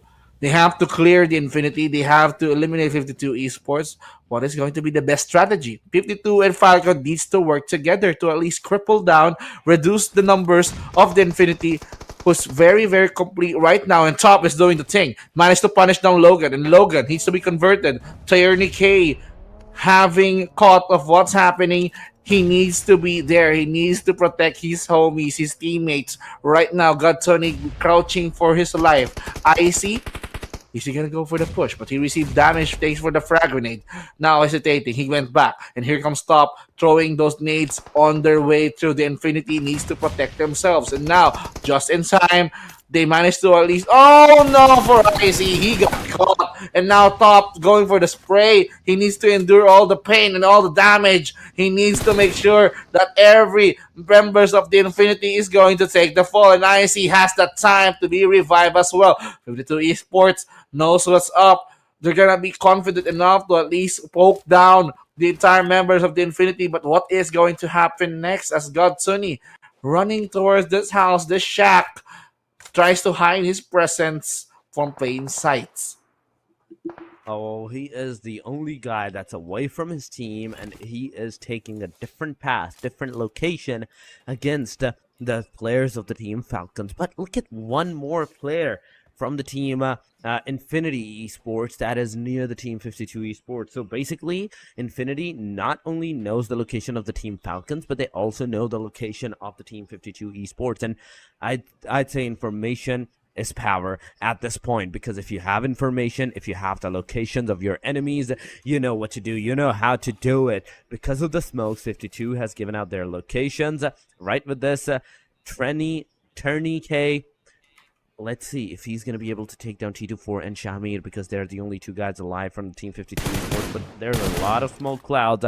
There's a lot of smokes out there, and there's enough chance for 52 Esports to actually proceed with the smoke clouds and get into the next area in the compounds as well. But they're waiting out for the circle, because in 8 seconds the circle is closing on. The circle is once again closing on. 2, 1, and there we have it, a new radius to nobody has the availability of. In the middle of all of that, there is the ridge, there is the area where the team, I'd say Infinity Esports, has the chance of going. So if they do go there, there is the possibility of that 52 Esports can survive for a much longer time, much longer opportunity, and get that winner in a chicken dinner for themselves. But Falcon has been spotted. Jamir has also been spotted by the hand of Falcon. Falcon top takes down Jamir. It's an instant confirmation. T24 OP is going to be the only team hope for the players, and he's slowly and steadily approaching. But they have finally decided to come out on the top 2 position, because Falcon gets eliminated on the 3rd by the hand of Infinity. It is basically a 1 versus 4 that Infinity and 52 Esports have put themselves up against. 52 Esports is getting bombarded with the shots from here, there, and everywhere, and it's over for them. Terry K comes in close, and it is a winner chicken dinner for the Team Infinity Esports. That I do believe 5 or 6 eliminations. Good king for the Infinity. Yes, they started with 0, but they managed to at least go in, find those kills, and then they ended up with 15 total points. Thanks to the chicken dinner, thanks to those eliminations. But still, the Infinity, they got the chicken dinner they deserve. So there you have it, folks.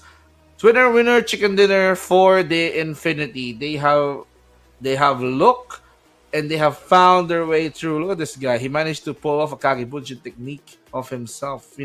Tries to at least make sure that confuses the enemy as well. The Infinity, see? They got 5. Logan got 2. Tuni got 0. Triple A got 1. And Turney K got 2 eliminations as well. So a total of 5 eliminations. But it seems like Turney K managed to get 536. The total, the highest amount of damage the Infinity can produce on this game alone. But they got a chicken dinner. That's what's important. They managed to prioritize their own survivability, and the MVP is going to be this guy. Welcome back, top. 7 eliminations, 1694 damage, 2 assists, 248 healing, and of course, the longest elimination distance that he has is 234. Top, bringing the Falcons on top with his performance, but they fell short. Somehow they're not going to be stuck in the last spot anymore. They're not going to be stuck with the 24th spot. So congratulations to top, MVP of the match. Team Falcons is now back on track, but we only have 1 Miramar map left to play. They only have 1 Miramar match left to play, but going to the teams to watch, it is Team Falcons with 6,242 meters of the distance, 3,201 damage, with Infinity on the 2nd spot with a lot of distance, 16,806 meters with 1,357.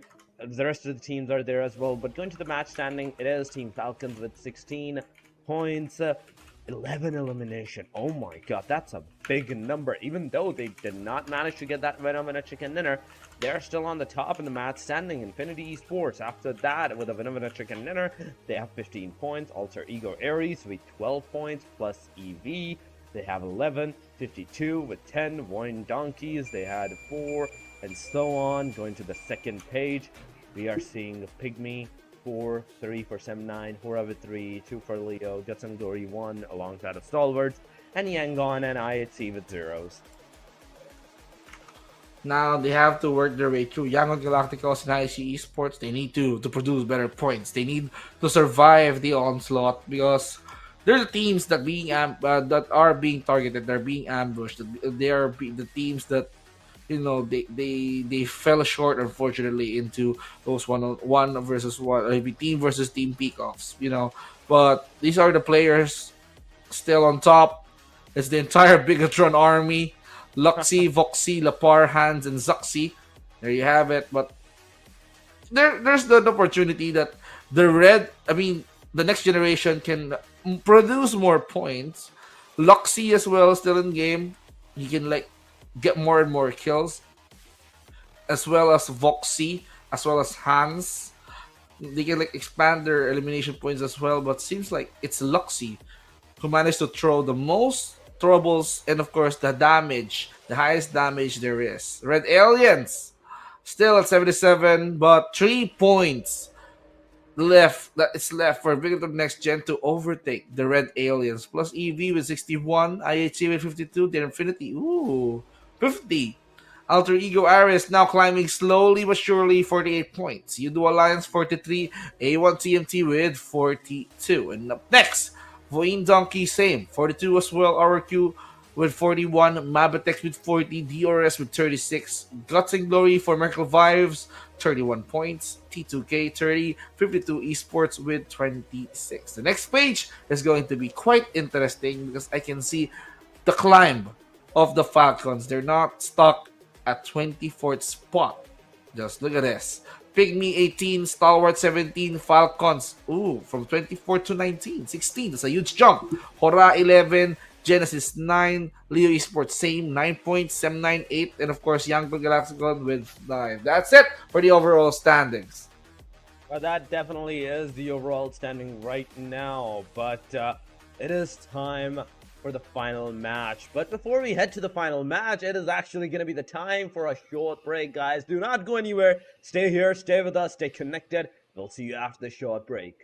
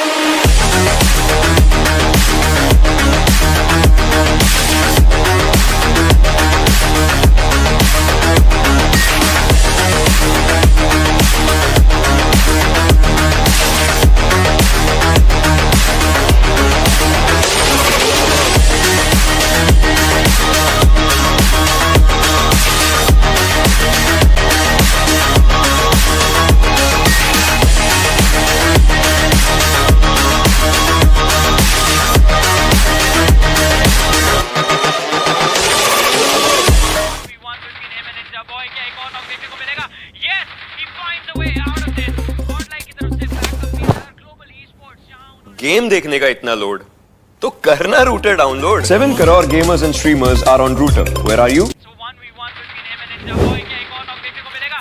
Yes, he finds a way out of it. और like की तरफ से backup भी आया और esports game देखने का इतना लोड तो करना router download 7 crore gamers and streamers are on Router. Where are you? So 1v1 between him and Ninja Boy. क्या एक और नॉक देखने को मिलेगा? Yes, he finds a way out of it. और लाइक की तरफ से बैकअप भी आया global esports जहां उन्होंने गेम देखने का इतना लोड तो करना router download 7 crore gamers and streamers are on Router. Where are you? Welcome back once again, ladies and gentlemen. It is the time of the action of the fifth match and the final match of the day as well. This is the league stage, day number 2, and once again, this is Torix alongside of Vince. How are you, Vince, for the final match as well? I'm kinda overwhelmed with what I'm seeing here in Miramar map. This is definitely the map of opportunities, and as I've said, Falcon Esports, they did not play yesterday, but they managed to bounce back. So from 24th, the dead last spot, they climbed way up. So I'm gonna be looking for more performance being performed here by the Falcon Esports, as they are trying to at least produce more and more points. But I'm kind of like intrigued on the stop of the alter ego areas. Some teams wanted to at least eliminate them because they know that alter ego has that potential to produce more and more points, and they're just catching up. They were in the top 3 yesterday in the overalls, but right now they are being pushed back. But they're slowly climbing their way up, so that is going to be a good thing. And the only thing that the Bigetron next generation needs is 3 more points in order to end this night as the top 1. So this is going to be a good night for the Bigetron next generation if ever they close the deal or close this night with a chicken dinner and score a couple of good points. Definitely need to score as much points as possible, because if they want to come out on the top, they have to not only be wary of the surroundings of the teams that are below them, but also the team that is 3 points ahead of them. So 3 points is a must. In fact, not 3. Let's go with the 4 points. That's a must, because they need to come out on the top, and if they do need to come out on the top, they need to have those 4 points to be on the top at that time. But aside from that, the rest of the teams we already saw before heading to the break on what positions they are standing at right now and how much of a work they actually need. They need actually some huge work. They need to make sure that every match for them is good. And I'm talking about especially for the Group C, because Group C is one group that only plays 2 matches each day for the past 2 days that's been going on, the yesterday and today. This is their 2nd day of playing only 2 matches out of all the matches, all the 5 matches that are being conducted right now.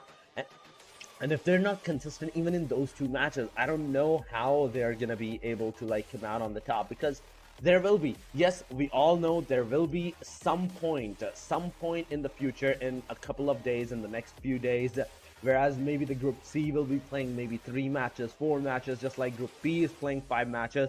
They can be the one to take part in the 5 matches as well.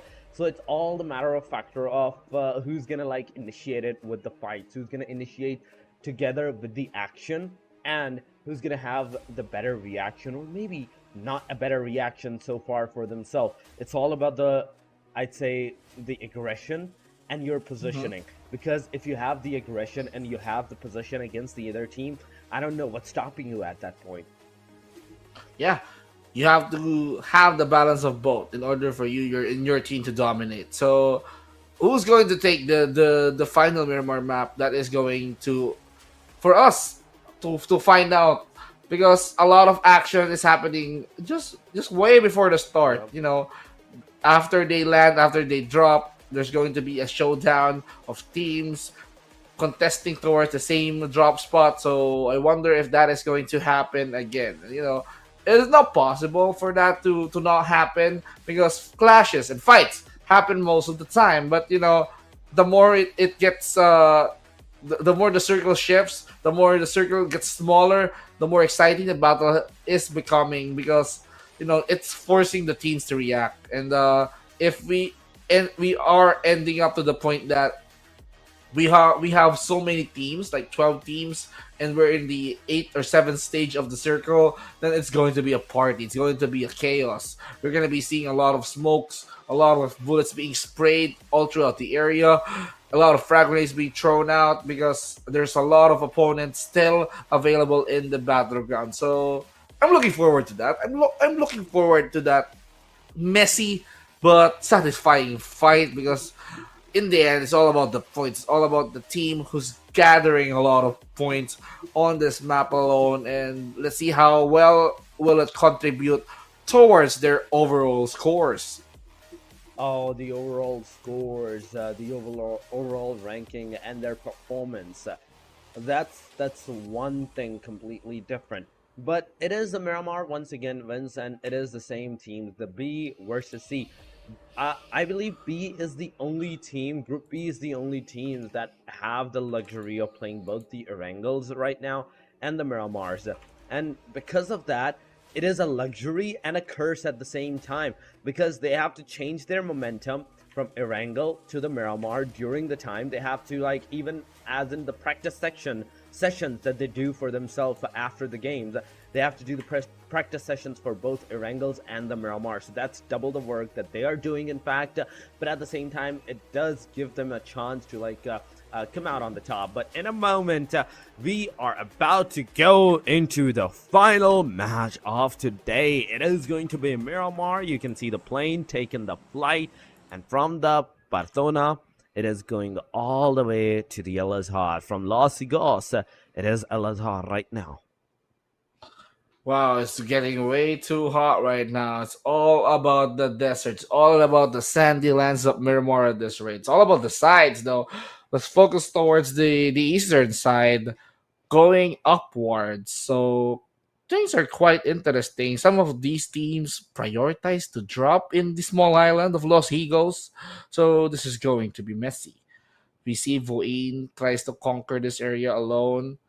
Probably goes in the small island. Infinity is just way near, probably eyeing to drop in Minas del Sur right now. So other teams going towards, I believe, Graveyard and Minas Generales, and then some of these teams gonna go towards Chumacera and Pecado.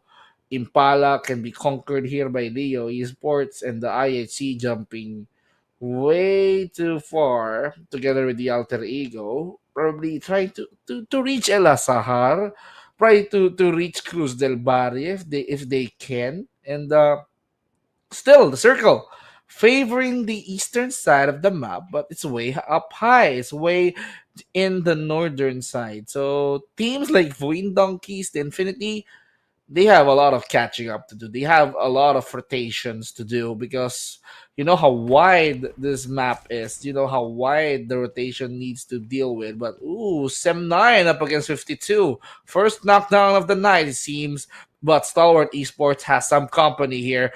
Bigetron Next Generation is on their vicinity. So let's see what is going to be the game plan of Stalwart Esports if they're dealing with the Bigetron Next Gen, who's currently the top two, and the players are just raking up a lot of elimination points. Okay. So I see Alter Ego being punished so hard. Alter Ego now not expecting that to happen. I agree. They're not expecting that to happen, but look at the kill feed. When Stalwart Esports team Rage, they're taking that fight, they're taking that aggression against each other. There is the Stalwart Esports Gray. So far, he doesn't have any kind of elimination, but Krita has actually done a trade-off, but oh my god, no. Fearless, you need to be careful. You need to be careless of the surrounding, because as soon as you get knocked out, there's going to be a little chaos to lose, because from the front side, there is the team GG. On the back side, there's another team, Alter Ego. Alter receiving the damage. Two of the players of the team Alter Ego is right now down. Stalwart Esports is given the revival, which they have successfully done, but oh, is that a car burst down on Sem 9? Whoa. They got exploded in midair, but Alter Ego now on the counter attack. Godless and Rogue being punished by Alva all alone. And now we can see Krita watching his vicinity. Managed to at least launch onto the Guts and Glory. But Kenny here managed to punish the QB. So much action here in the Miramar map. The director doesn't know where to focus. Semnite got eliminated. You know, things are just getting messy. If he got a lot of vision and he got a lot of view, then he can focus on it all. But look at Alter Ego being knocked down on the floor, but Alter Ego gets the job clean, gets the job done towards the IHC. But Krita, we can now focus on this fight up against the Stalwarts. Three-way battle between these three teams. Kirito gets Choto, Knight gets Krita, trades after trades. A Bigetron is just watching this area, and he's just waiting for the magic to unfold. Guts and Glory here, Husaifa being the last member to be taken out. And here comes the Bigetron, wants to get involved in the business as well. How many kills have they produced? STALWART Esports gets 4. PEV gets 4, but no casualties at all. Alter Ego, they lost 2 already, but they finished the job. But what just happened there? IHC, they managed to get 2 members of Alter Ego, and here comes Stalwart opening up the door, and now Hans is just waiting patiently. That's a good call for him to at least wait for the door to open up. And now Bigetron, they just let Stalwart and Guts and Glory fight their way through. And now Bigetron is going to steal the show because they know that the Stalwart Esports is way too exhausted when fighting Guts and Glory, and this is how they do it. They are trying to at least do the cleanup. Leon tries to at least be fast on his feet, and Scry just hiding in that wall. Leon, are you gonna jump through the wall? But he tries to lean down, and with a shotgun finish, Stalwart is now out. And now, with just that, Digman here get 4 eliminations as well. Oh, definitely. They got the 4 eliminations as well. Alter Ego. That's all of us. 1v4 that this guy has secured for himself. T2K, NGS. But where's the rest of the team of the team T2K? All I can see is NGS right here. IGN, EOS, looking at the team PIGMY. No fire, no shots whatsoever, but the 8-time scope. Ooh, that's some lucky loot that he got there. 8-time scope with a Mini 14, a considerable good gun that he can actually put the 8 times onto. It is definitely going to help this team a lot. This team has the arsenal, this team has the loot that they needed, but now, can they win the fight or not? This is the next bigger question. It's all about winning fights. So how are they gonna pull it off? So this is going to be the question. But look at Igneous. He knows that the vehicles are now passing through the main road because of its 8-time scope. And right now, T2K, they are trying to control this uphill. They just let Pygmy pass. And Height Dami. And of course, the rest of the members of the Leo Esports is just there. What is the next game plan for Leo Esports? Leo Esports, if we can remember correctly, they have been taken out too early. They have been denied producing points. So this is going to be the question. What is going to be on the mind of Leo Esports right now? In order for them to get a good couple of points, survive, make it towards the top 8, to get more placement points, they just chose to position in the high ground. That's a good choice. That's a good option. They chose to stay in the ridge as well to at least get a better view. But on the other side of the mountain, of the hill, is going to be 52 Esports and Pygmy. They established their position here on this area where in fact they still have that high ground control, and they can like watch for players who can like go in their vicinity, but they didn't know that T2K is just watching them slowly. Igneous with the 8-time scope, they know what's up. They saw Pygmy passing through, but yeah, shots fired. They have been alerted. They know that the fight is on their backs. T2K is now on their vicinity. Joe Brenke now in the open, but Rules with the trigger discipline, not pulling off a shot. not until he's very, very sure. So that means bullet efficiency, and at the same time, not alerting your opponents, but Icy managed to pop Shamir in action, converts that. Oh, it is top 12 right now. What can I say? Stalwarts, IHC, Team GG, and Sem9. They're out of the match. But BTR, PEV, and Falcon, alongside of Team Alter Egos, they're the one responsible for all the casualties so far. And because of this, even right now, they are still trying to find out more of the eliminations. So far, Falcon is going towards the Team Leo side. Leo is definitely going to be spotted. One player is kind of close by. Action needs to get into the cover. Otherwise, he's going to have a bad reaction to all of the fight. But oh my god! This play was on another level. He takes one down. Almost gets the knockout on the second guy. But instantly, the player gets into the cover side, and right after that, Team Falcon, with the one elimination to their name, they are slowly and steadily approaching the Team Leo. But no, it is not Leo. It is actually Infinity Esports from this time forward.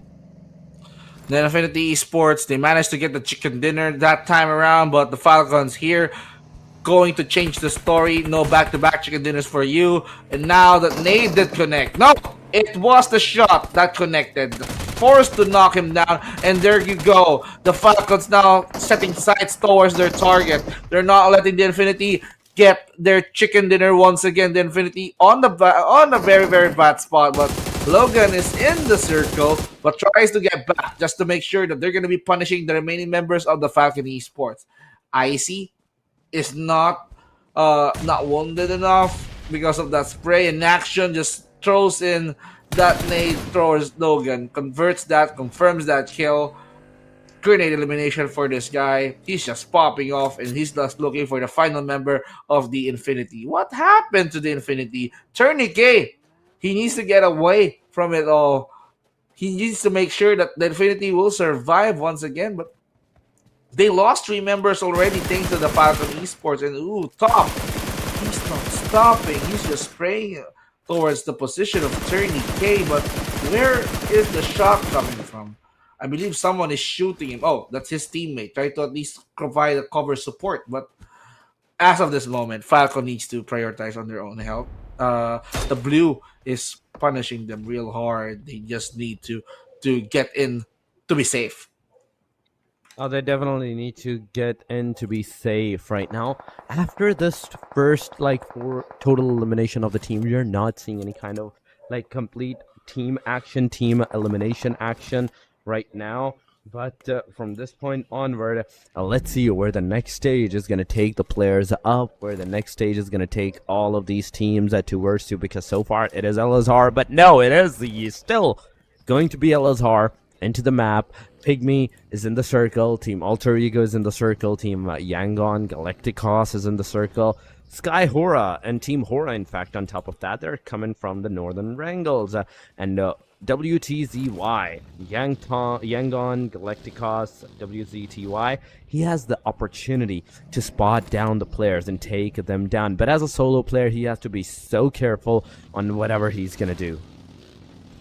He needs to be careful. He needs to consider every bit of movement, the opportunities that is there on the map. He needs to be careful on the numbers, actually. The numbers of teams, the number of players is currently visible. But here comes HORAA. HORAA, they need to at least produce more points on this rate as well. HORAA still at 0. Spots Yangon, Galacticos, TZ out in the open, but cannot get a clear shot. Escalera managed to knock down action. T2K up against the Falcons. Trained to kill. Are they really trained to kill the Falcons? Are they willing to clip their wings? And Igneous now trying to at least get a better view, a better spot. The blue is consuming the Falcon Esports. Top is just there, riding the buggy, tries to at least distance himself. They spot Nerzen, commits that kill. That elimination coming from Igneous is way too monstrous. The Infinity now out. Aliyah spotted the last member, the Falcon. Not looking good at this rate. T2K actually denying every opportunity. that the Falcon Esports has. They are just hungry. They just want the chicken. They just want to produce more and more kills. But you got answered by T2K, and right now T2K is just blocking the opportunity for Falcon Esports to produce more points. Another team goes out, but Team Pygmy and Team Falcons, just look at the kill feed. They are actually engaging in a tussle, and now we have left down to the last guy of the Team Falcons. That is Top in the completely like a barren shack, completely open area shack. It is the only cover that he's going to receive. But 52 Esports, they did pretty good last match, getting into the top 2. But right now, as a 3-man with a single kill, they have lost 1 player in all of the fights. T2K, in the meanwhile, they have taken the fight against Team Leo. So definitely, there's a lot of action going around in this area. 13 seconds, 10 seconds before another circle stage forms up. And I really want to see where the stage is going to go. But Ruled OG, no, you missed those shots amongst the players of the team Leo. Oh my god, Ajwa had like the opportunity to get eliminated, knocked out at that time, but you missed it out. He missed it out. Right now, we can see Rules trying to at least aim towards the position of Leo. But, let's talk about the points here. Some of the teams here are stuck in 4 points. T2K, Team Plus, Alter Ego, and Falcon Esports. But here you go. The battle is now back. Suyog here. He's going to throw in those nades towards the position of Leo. Ajaya. He's not going to receive that at all. T2K Esports, somehow they managed to at least get into a battle. Top. I believe he's the only surviving member for the Falcon Esports. He needs to recover his lost health at this rate. Airdrop number 3. Good news for those looters out there. They need to get this. Level 3 helmet, level 3 vest, level 3 bag is up for grabs. Of course, good guns actually. So where is the drop? Where's the airdrop actually? It's going they're going to figure that out where the airdrop is. But Top here running for his life actually. Falcon Esports has nothing else left to do but to prolong Top's life. He needs to survive. Okay, Gakor managed to punish down Boy Sil from Alter Ego. So it's Indonesia up against Indonesians once again. And Top, he knows that the airdrop number 3 is just way beyond his reach. And now, Alva is the only player left. No, this is not looking good for Alter Ego. This is not the Alter Ego that I've seen yesterday. This is different Alter Ego. They are trying to at least catch up, but they got heavily denied. And this time around, they are being challenged by their fellow Indonesian VOIN. And better opportunity for Top to get that airdrop all by himself. And when is the time that VOIN is going to push? But they're busy because they know that Sky is above the area. They cannot let their guard down. And also YG, Yangon Galacticos is there. They cannot move an inch. They just need to be alert on all sides because Falcon Esports, Top got spotted and he got taken care of. Oh, he definitely got taken care of, and from this point onward, T2K has the highest elimination number in this match. Then we have 3 teams with 4 eliminations that are still alive. That's Alter Egos, PUE, and Team BTR New Generation. But oh my god, Pygmy is taking the fight against the Team Leo. The grenades are going out. There's 2 down. Oh no, Team Leo is down to the last man standing, and that last man is on his last breath as well. The grenades are definitely going on. Let's see if that grenade is going to do anything or not, if that grenade is going to get some eliminations. The answer to that question is a no. Abhimanyu. So, let's far. He has spotted the player. Oh my god, he has a potential opportunity to take down the guy that is in the car, but as soon as the player is getting the shot in the car, he gets out, but no, it's not enough. The car bursts down. Pygmy gets the confirmation, and it is a good number of eliminations to the team Pygmy's name. That's 3 elimination, that's 4 elimination from this point onward. T2K is in the front side of the Team Pygmy Esports as well. T2K has been spotted, the shots have been done, but no luck on the elimination or the knockout. But oh no, T2K closing in, a grenade comes in, Escalera got escalated real quick, and it is over for the guy. Abhimanyu is also knocked down. Pygmy Jabranki trying with the grenade once again to hit down the player, but no, it is going to be a huge damage, but not the knockout. What an exchange of blows, ladies and gentlemen. The action is just getting better and better. Nade kills after nade kills, even Wick Walk with that nade. You know, they just wanted to at least end this one in styles, but Rules here, he managed to at least get one for his team as well. Pygmy, they lost one member. No, knocks down one member. T2K got eliminated. Wow, the efforts coming from Pygmy to handle T2K. But okay, Mondo with the nade on to Jace. Mochi ready to throw that nade up, and QB ran away just in time in order for him to dodge the bullet. White with the UMP Otor's Bobo Ho again with the Jace, and okay, he received that nade. QB onto Mochi. Gakor needs to fight for his life. He's the only surviving member for VOIN Donkey. Gakor, it's on.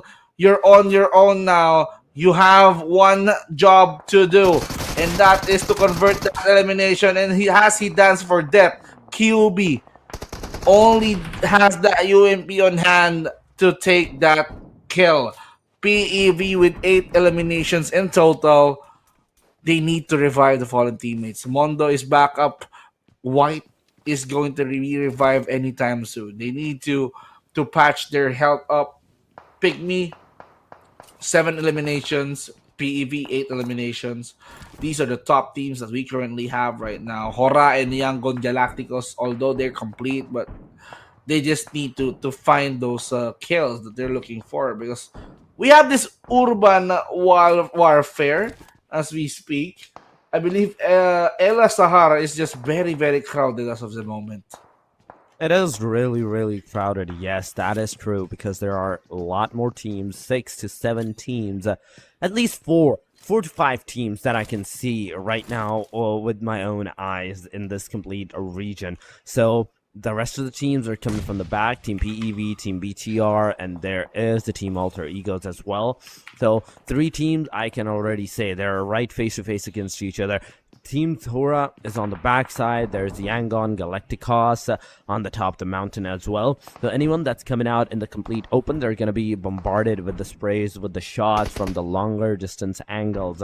Hamza is there. Mafia Ninja from HORAA Esports is in the compounds as well. He has spotted the Team PEV's player, but as soon as he's getting up, there is the possible factor from the top of the mountain. Yangon Galacticos can have some shots, can have their way around with this guy, and instantly that is going to be a knockout and a confirmation if they spot this player out, because that's how much higher that plane, that ridge is going to be, that even though he's knocked out, he's on his knees, he will be spotted by the players, and it will be a confirmation. But HORAA Esports, they're taking their cars, they're closing in into the El Azhar area, and in a little moment, we are going to see how well this fight is actually going to work out. Who's going to be the first one to get eliminated or not, because this is the stage 6, and the stage 6, the radius, super small.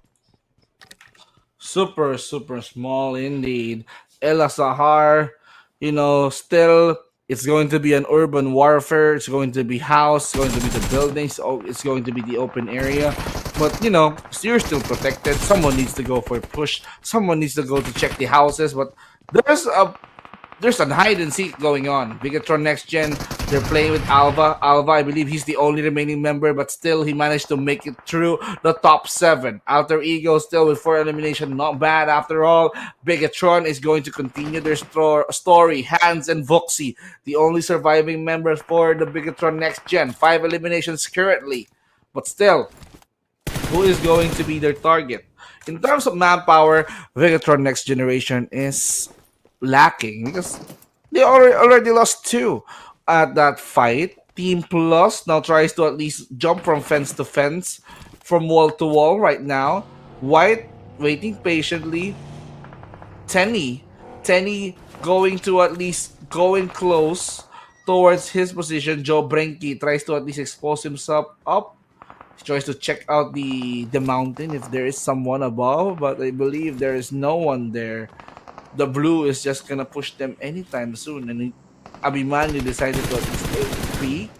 Tries to at least go for, the peak of courage, waiting for the opportunity. Tenny Pai, on the other hand, here tries to spot down the rest of the members of the PLUSEV and of course the 52 Esports. But who is going to pull the trigger? Who is going to charge first? The patient game is going to continue for how long? That is going to be the question that we are waiting for. Ooh, YG's on top. Yeah, YG's on the top of the mountain, and PEV, they're going to be an easy target if they do decide to come in closest to vicinity. Voxy, Hans, they are still together as a duo. Team BTR, Next Generation, they need those.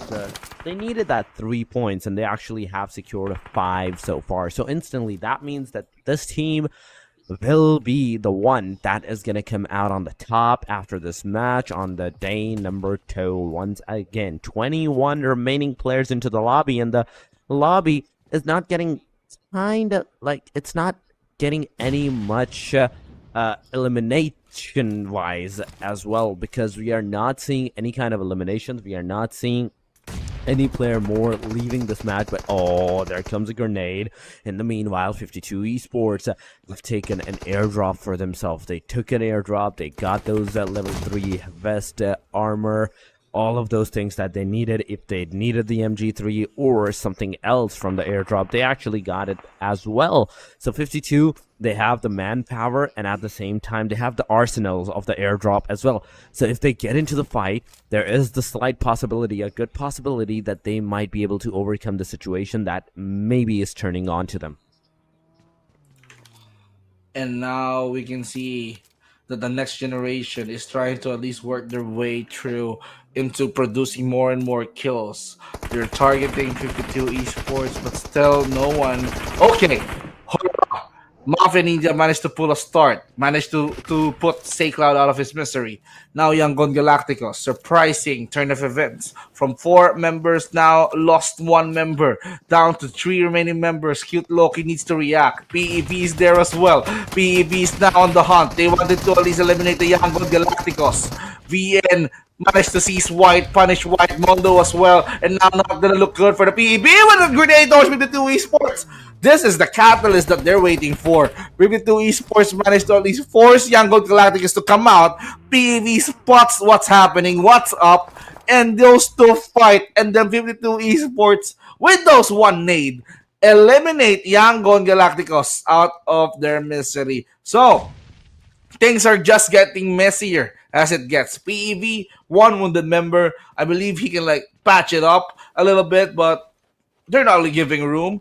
I mean, we can see 52 Esports charging in, and HORAA as well. They're gonna get close, but ooh, he got burned by their own molly. They went inside, and we can see Hans here waiting patiently because they know that there are visitors. HORAA is gonna climb up anytime soon, and that is a good commitment towards Hans. Confirms that kill. Mafia Ninja is there as well, but they have to be careful of the window. They have to make sure that no one is in the window, just to make sure that they're gonna be backstab up until the very end. And it's a really dizzy situation for Voxy.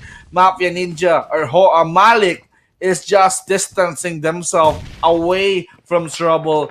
They're gonna be taking up a good peek on where the Mafia or where Mafia Ninja is. HORAA Esports, after they want to charge in this area, now they're being hunted, and now the smoke being popped. Charlie as well is there as well. Voxy being knocked down by the nade, and we can see Malik throwing those mollies. So this is very chaotic. Malik received so much damage from the blue, and now he's burning. Voxy is now burning. Hans cannot survive for too long, and they got eliminated, stuck at 5th place.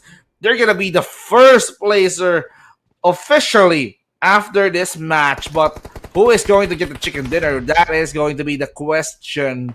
Is it going to be PLUSEV? Is it going to be PIGMY, 52 Esports, or HORAA? But Alian here managed to pull off a starter, reducing one member, knocking him down.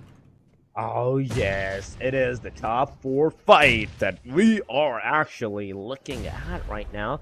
And out of all those top 4 fights, 52 having the 4 eliminations, a 2-man still standing into the game is a good number as well. They did it last time and they can actually pull it off once again, but Pygmy is going to receive that grenade near them. Both parties are going to receive the damage. Once again, they're cooking up the grenade. Whose grenade is going to reach first? Whose grenade is going to hit first? It is going to be Allianz that gets the knockdown on the Team Pygmy's Esports player. After this, Allianz heals himself, boosts himself, and moves closer to the corner of this steel shed, so he can actually like spot down the player if he tries to like cross over, gets a confirmation for his team, for his players, and instantly if he does that, if he gets some eliminations, that only means much more great things for the Team 52 Esports, that they're gonna survive, they're gonna come out on the top more, because last time we saw them at the hashtag number 16, and these are the matches. This is the match that they need to come back into the top 15 and into the top 10, so they can have a better chance of survival for the next stages as well. So in this way, meanwhile, there's the Team Pygmy that have lost one of their players. Out of the 4-man that they were surviving, now they're down to the 3-man standing. But 52, no, they have received the damage. One player from 52 is down on his knees. At the same time, PEW tried to throw those grenades near the Team HORAA Esports, but HORAA Esports had other plan. They threw the Molotov, made sure that the player is out of that area instantly. In that meanwhile, there comes a grenade, it gets the player down. Mafia Ninja, he's also throwing the grenades, and Team 52 Esports, during that time, by the hand of Team Pygmy, they got the elimination that they needed by the hand of Team Pygmy Esports. Mafia Ninja throwing the smokes, now he knows in the closest vicinity there is going to be Team Pygmy's Esports players that are throwing the grenades, but no! HORAA taking 1, taking 2 down of the Team Pygmy. It is a 1 versus 1 versus 2, but no, it has changed to the 1 versus 2 because another team has bit the dust. Pygmy Esports is going to be the only team that has a solo player surviving. Team HORAA with the duo, they are pushing, they're coming in close. 35 bullets, lock and loaded. The player takes the fight, but no, he is totally, completely in the open. 12 elimination. Pygmy Esports managed to get for themselves before getting out of this match. And HORAA it is, guys, for you in the 5th match, in the final match, that are gonna receive that winner chicken dinner. HORAA! A clear hurrah for Team HORAA after getting that chicken dinner. What a way to close the night. Absolute best for this team. They managed to get 6 elimination and of course some delicious bite of those chicken dinner. Congratulations for HORAA. I'm gonna be sure that this will impact the overall scoreboard. But ooh, interesting. It's just Malik who does the job. 641 damage all by himself, and he managed to knock down 3. He managed to finish 6. And now Mafia Ninja, with the good support that he is, he managed to knock 2 and of course give it to Malik and converts that. You know, still HORAA Esports is on the number 18 spot, but that's a good climb because of their performance here in the last Miramar map of the night. But Malik, you gotta give props to this guy. He managed to get 6 and the MVP. No doubt. Malik, 6 eliminations, 641 damage, 179 healing. Close range battles, the longest elimination distance that he does is 30 meters. Malik, you are the MVP. Congratulations to you, bud. Yeah, congratulations to him, man. And at the same time, going to the teams to watch, it is Pygmy with a 7,000 meters, distance travel, 2,500 damage. Then HORAA Esports, the winner of the chicken dinner taker teams for this match. It is 10,000, 11,000 meters that they have traveled in this map, 1,500 damage.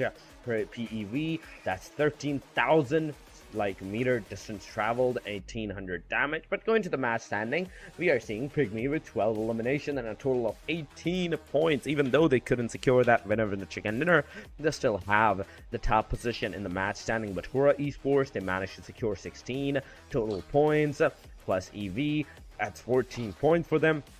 52 Esports, 9 points, not too shabby. Once again, they managed to secure almost double-digit points as well for themselves as well. BIGETRON, Next Generation, that's 9 points. They officially, I think, managed to secure the top position for themselves because of these 9 points. G2K Esports, they have 6. Alter Ego has 5.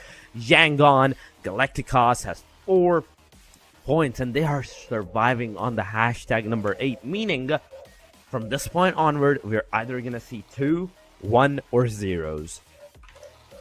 Let's see how will this impact. But, you know, the next thing on this scoreboard or this match standing is going to be the top teams, the top players. But, you know, let's see who is going to be on the next page. Having YANGON Galacticos getting 4, Team Falcons, and, of course, STALWART Esports. Both of them got 4 eliminations. VOIN Donkey, 3 eliminations for them. IHC, they got 2 eliminations. For Leo, the Infinity, Guts and Glory, and Sem9, all of them will not be getting any points on this map. So they have to catch up on the following days in order for them to pop off. And there you have it. Someone broke the lineup. Someone is definitely the imposter on this one. Just be alerted on who that is. Luxy, Hans, Voxy, Lapar, and then here comes Fistboy. He managed to break through the BIGETRON lineup with 14 eliminations. Same with Voxy. He managed to deal the highest damage, much higher than Luxy, 3.1k. And the Next Generation, as I said, they managed to overtook the BIGETRON Red Aliens and reclaim the top spot again. It's 83 points, 77 for BIGETRON Red Aliens, plus EV with 75, IHC Esports with 54. That's way too far. Alter Ego with 53, the Infinity with 50, VOIN Donkey with 45, YOODO Alliance with 43. But you see the difference? 75 then 50. That's way too far. A1T with 42. RQ 41, MABETEX 40, DRS 36 together with T2K and PIGMY. PUBG Esports 35, Guts and Glory with 31. Wow. This is going to be an intense second page. And as for the third page, I wonder who is going to be on the next one. For MERICAL Vibes 31, HORAA 27, STALWARTS 21, Team Falcons 20th with 20 points. YANGON Galacticos, Genesis Esports, Leo Esports 9 points, and Sem9, they're on the dead last with 8 points. So there you have it, folks. The 24 teams and their overall scoreboard. Storix, what a night. What a night it is, man. The way all of these teams played, especially Next Generation, man. Oh, they were on a next level. Red Aliens did a great job as well, because at the start of the day, we saw them, I think, at maybe on the second page, somewhere between like 9 to 16 spot. But today was their day. In the matches, they got themselves back into the number 2. But this was all it for the day number 2 as well. We will have another day tomorrow before taking a break on the 25th, guys. So the first half is about to be concluded tomorrow. But until then, it is time for us to say our goodbyes as well. You guys take care. Have a beautiful night. Enjoy the night as well. We will see you tomorrow, same time, same place, with the same casters as well. Until then, take care.